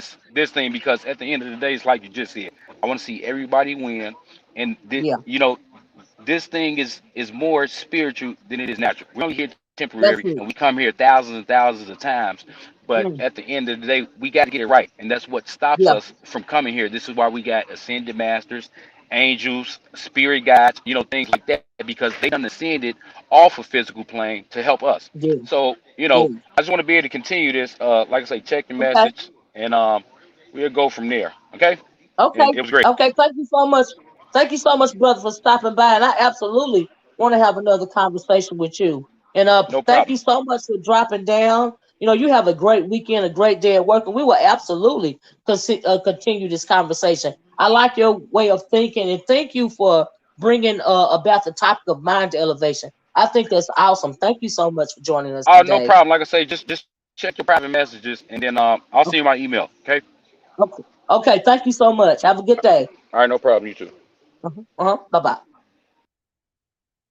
I like that. I appreciate him Maybe you bringing know this. you ain't gonna do that man's email, and I ain't being shady, but okay. But he'll see me live again and he'll click on again. You know what I mean? He don't know that I don't do emails, Brenda. You don't know that now. Come on now. But it was a great topic. And I like his train of thought. I like his way of thinking because it would be wonderful, if we could, elevate. But right now we are just not there yet. And I don't see us elevating, to that higher way of thinking for centuries. Like I really don't. Right, and But that's just me. you gotta teach me more about, like, cause I some of the stuff he was saying, like, I was like, yeah, I understand it. I just Mhm. didn't, and it could be because of lack of knowledge or whatever. Like, you attract what you know what I'm saying, what you put. I just don't understand that one. That's the only thing I understand. That's the only thing that had me on the fence. I But mean, he wants to. He's in a place to where he want he only wants to attract the good. You know, but somebody said earlier that you can also attract repeated trauma. Do you see what I'm saying? And that's true too. You know what I mean? That's the reason why I said yeah, because is it you a can certain only thing the that only thing when some maybe I'm just saying maybe you wasn't even attracted to the person. Maybe that wasn't even what your the mind law of was attraction. on. Let me It let me attracted say this, itself Brandy. to The you. law of attraction, yes, information. The law of attraction is real, but what I was saying, it's not out. We're not always dealing, and I think that's what you're trying to say, Brandy. That we are not always dealing with the law of attraction. You know what I mean? Because we are human beings. Some people will prey on you. Some people will seek you out because they know that you are a good person and they will want to take advantage of your goodness. That is not the law of attraction. Do you see what I'm saying? That is trying to, get over on somebody, basically, you know. And Mr. YouTube Streets is saying y'all must watch the movie called The Secret. Where can I find that movie, Mr. YouTube Streets? Do you know where I can find that movie? I love to watch it. But yeah, there are a lot of layers. Even when you're talking about mind elevation, even when you're talking about the law of attraction, there are a lot of different conversations. You just don't go from A to B when it comes to the law of attraction. Do you see what I'm saying? But this brother is trying to think and trying to live on a higher plane, and it's on Netflix. Thank you, Mr. YouTube Streets. And you have to take him where he is right now. You know what I mean? You can't always see the good in people because guess what? A lot of people, we all walk around with some type of mask on ourselves every day. Do you see what I'm saying? And so you have to be able to, through discernment and through wisdom, hopefully that you will be able, as you grow and as you learn, you will be able to see behind the mask. Okay. But when it comes to like relationships, you only want to see the best in that person because, a lot of women, we got a problem because we think we can fix a man. You know what I mean? But as you grow older, you realize you can't fix nobody but yourself, you know. And it's really about elevating your higher self. You can't elevate somebody else. You gotta elevate your own mind I agree at with the end that. of the And day. I agree with what you're saying about that because that goes back to, but everything ain't based on a relationship and a relationship with a man. It's not. He was just Yeah. using it as the example. Let me read this, Brandy. Thank you for the super chat. Vesti. Vesti says, the wild is based on survival of the fittest. True. Human nature is acclimated to Maslow's hierarchy of needs. I agree with that. A biblical spiritual stance to do better externally, one must do better eternally. That's true. It's all about elevating yourself. You have to become accountable for yourself because you are the only one. You are the only one that can elevate you. You are the only one. I don't care what nobody else tell you. You are the only one that can truly love you the way that you are supposed to be loved. You are the only one that can love you as much as your God loves you. You are the only one. And when you realize that, and you realize that you can't fix nobody else but you will be better for it. Thanks for the super chat, Lady Tia says, love the conversation. We may not agree on everything, but we can listen to learn what we may be lacking. Absolutely. I believe in you attract who you are in most cases. Absolutely, Lady Tia. And a lot of times that is absolutely true. Hey K Summers, hey love. Thank you, K Summers, for the super chat. I appreciate you guys. Nina says, and Olivia, also check out the work of Abraham Hicks. I am a universe quoted the almost verbal app. Well, perhaps he's reading Abraham. I'm very familiar with Abraham Hicks, and you're right about that. You see what I'm saying? But I would love to have a whole show on mind elevation. And so yeah, I would love to do that, guys. That's something, not talking about the beef. And, thank you guys for listening. I would love to have that type of conversation. We don't get that type of conversation, in this sector at all times. You know what I mean? But when it comes to law of attraction, in a higher frame of thinking, wanting to be better, internally as well as externally, the one thing that I would suggest is that we all work on ourselves. Okay, because when you are working on yourselves and you're becoming a better you see what I'm saying? A lot of the times you can attract the better them. Do you see what I'm saying? But what you want to attract most of all, at the end of the day, the one thing that you want to attract is self-love.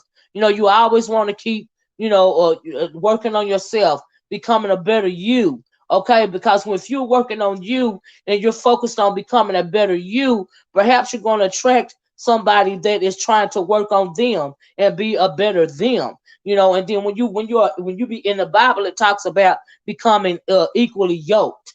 Do you see what I'm saying? A lot of the times we don't deal with people that we are equally yoked with on every level, and that is where conflict comes in.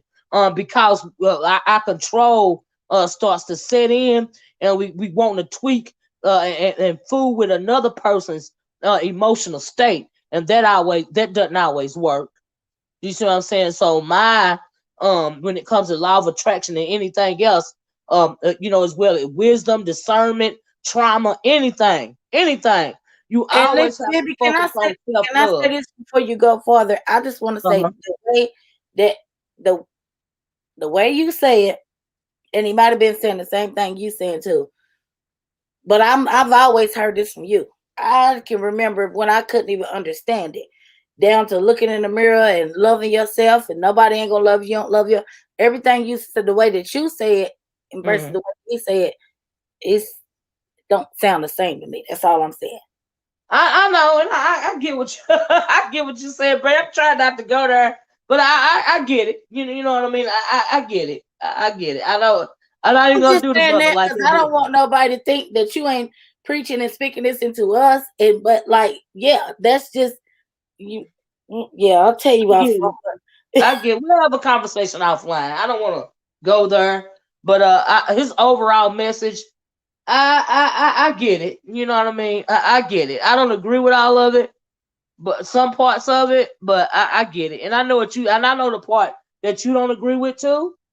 And guess what? That's cool. You know what I mean? But we all have to be accountable for ourselves. You know, you don't always attract what you deserve all the time when it comes to other people, but you can demand it from yourself by making yourself accountable for how you are.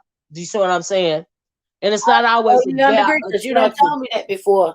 When I don't Right, make mistakes, you don't tell me that before, and I'll be like, right. well, "Wait a minute, who team you on?" But then I just sit and I think, and I'll be like, "Oh, yeah, she right." And again, I come back, I'll be like, "Baby, I understand it now." But But yeah, accountability is key. Accountability is key. You always got to work on you. You always got to elevate you.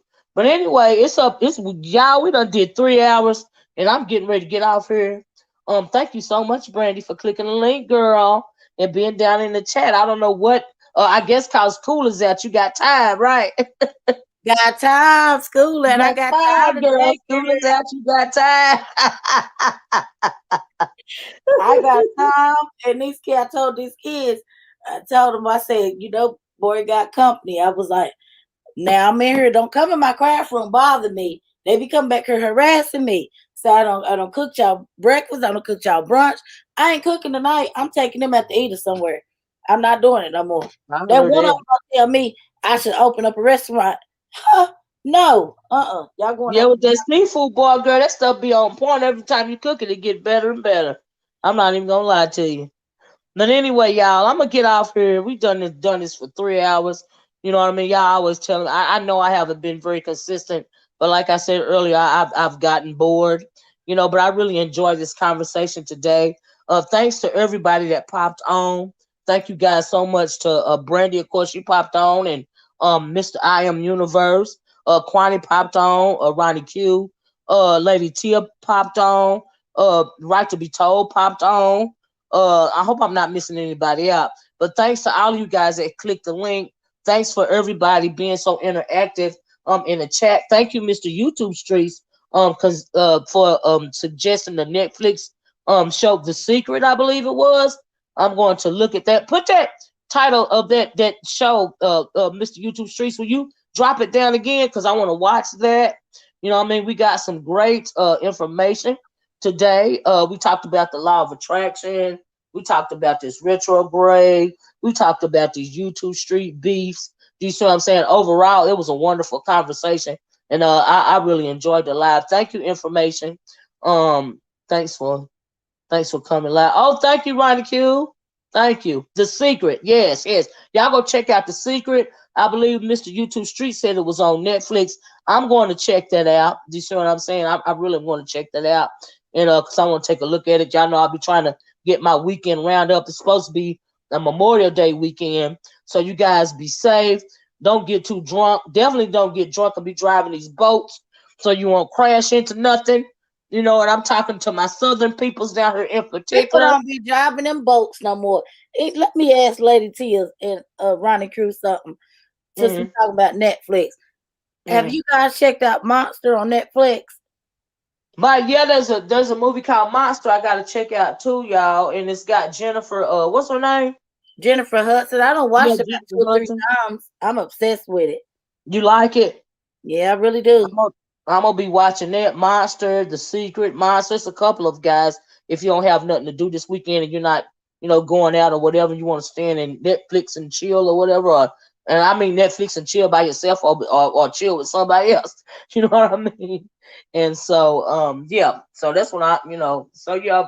But anyway, like I said, thank you guys so much. Ronnie Q said she haven't seen that, Brandy. And I so really like it. I want y'all to check it out. I wouldn't mind Bibbs doing a panel on it because I really like that. Like I had watched it one night. I couldn't sleep at 4 o'clock in the morning, and then it was eye catching, and then something just told me to when the kids was at school, I was like, you know what? Throughout the day, I'm gonna kind of put my headphones on and watch it on my phone, and I like it. I like it. Maybe because I got boys, but I like it. It's Yeah, called I my. got you. Yeah, I'm gonna check it out. You told me a little bit. T. Walker said, "What keeps you alive?" Watch that on it. Is that the name of it? What keeps you alive? Because I try to check that out too.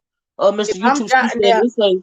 I'm it's jotting more of all a of these names documentary. that And they're Miss telling Olivia us. is very interesting. And okay, thank you, Mr. YouTube Streets. Mr. YouTube Streets says it's more of a documentary. Okay, I love documentaries. I definitely check it out. What was you saying, Brad? I'm jotting down all the names that they telling us. Cause girl, I'm Okay. getting my snacks and my stuff ready for when Jabari and them go. But I ain't gonna have nothing to do but watch movies.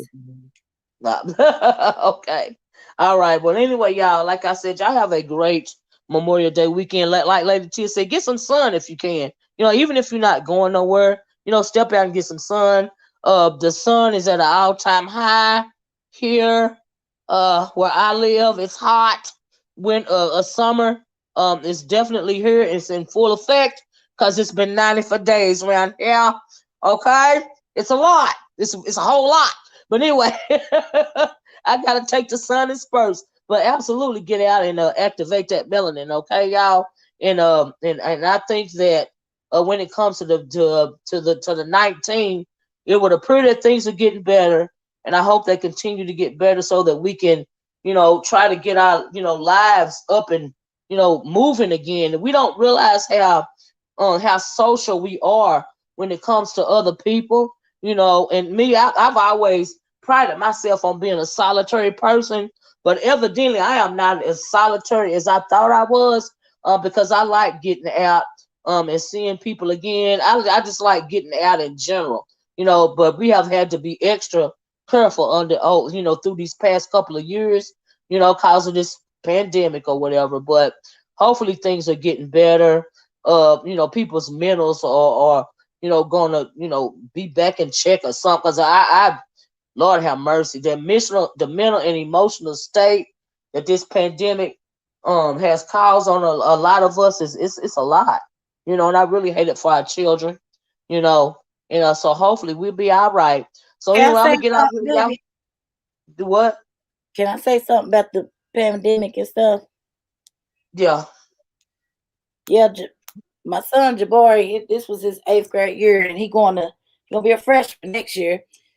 But I was a little bit depressed last week because he had to go turn his computer and everything in, and he was like, "Mama, can I just please stay?" And I seen the tears in his eyes, and it's Yeah, hard. that is So it is putting a lot. I did not realize, how keeping your kids safe at home and stuff was really like, wearing down on them. Even Well, though we they had to do what strong we had boys to and do. stuff. We had to do what we had to do, Brandy. We had to keep them safe. But for the kids in our family, we know that school is their social life. They don't get out. They don't hang around in the corners. Their social life is surrounded by school.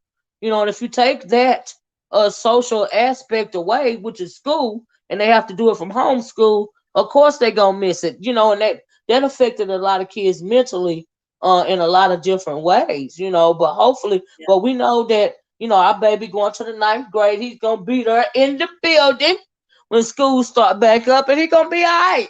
That girl And go on we gonna vacation. do what we gonna do. But as I had known when that semester break that he was wanting to be back at the, I knew he I loved know. school, but had I have known, I'd have had my baby back up in there. I'd have been up in there myself with the PPE, giving hand No, sanitizer and no, you everything. didn't know, no, because we got that other baby that's got the asthma so bad. You did the right thing. Don't be beating yourself up about that, No, girl. You I know I'm don't. proud. I don't. I'm just proud. I'm just Yes, you proud that he do. went But through it. you're a wonderful, wonderful parent. I done told you this, and I'm telling you online. Hey, Pastor, how you doing? Is that really JW? Is that really Jay Wilson? But yeah, no, you did what you had. You gotta take care of your babies, and that you did. But he'll be child. Jabari is gonna be fine. Great, go on vacation. Girl, I he'll be know all he's right. gonna be fine. I'm just saying. I think now I'm putting this out here for people, parents for next year. Girl, I'm on my own whole little ways. I'm putting this out here for people parents next year. We got to tally up some sanitizer and make them keep safe and stuff, and whatever we got to do, send these babies to school if they want to go to school, because we want them outside of our houses and we want them successful, and we do not want them to be in no kind of trouble or nothing. If they want it and they want to fight for it, strive for it, send them to school and do the best we can do. That's my last message. Okay. All right, Mama Brandy. All right. Can I close the video now? Sure, Huh? I had muted, but sure. Okay. Thank you. Thank you. Thank you. Y'all know Brandy, she a good mama, and she's so paranoid about doing the wrong thing by them kids, but she did right by that boy. They need to stay home. Okay? They need to be homeschooled, and that's just it. That's just all. But anyway, move right along. So I was asking if it said JW. You want to click the link before I go? You was interviewing the Trap House King. Yeah, I saw you last night, JW. I saw some of it. I was dozing, and Kwame came up and let me know what was going on over there last night. And yeah, I saw you interviewing Rico in that house. I was like, oh Lord. If Jay Wilson don't leave that calendar alone and stop talking about that calendar that was on the wall, I said, oh my goodness. I went back this morning and tried to listen to the latter half of it a little bit. I was getting my whole life. Y'all a mess. Y'all hit that like button on your way out the door, okay? Did Olivia talk about that dragon? No, I didn't know that. Where did that happen at? I didn't talk about it because I didn't hear about it. You know what I mean? And so, but anyway, like I said, y'all, I hope y'all enjoyed the conversation. We've been on here for over 3 hours, and I gotta go. Okay, so y'all enjoy y'all weekend. This Memorial Day weekend. Ain't no telling what's gonna happen on these streets. I'm sure it's gonna be another, rowdy weekend. Do you see what I'm saying? And Jay Wilson's lives have been popping here for a while now. And so you at work, Pastor? Okay, I understand that. Yeah, but you've been doing the dang on thing on these live streams, and you know what I mean? I'll be checking in with you, child. I'll be checking in. Keep doing what you're doing, because I'm thoroughly entertained, Jay Wilson, and I can't watch everybody's lives anymore, but I can still watch yours, and I greatly, greatly appreciate the service that you're doing on these YouTube streets. Okay. I will hit you up doing it. Okay, thank you, Pastor. Thank you. But anyway, y'all, like I said for the last time, and I mean it this time, I'm going to get off here. Y'all hit the like button on your way out the door. If you don't mind, please consider hitting that subscribe button and even that share button. You guys have a wonderful, safe weekend, and I'm going to talk to you guys later. Okay? Bye-bye. Peace.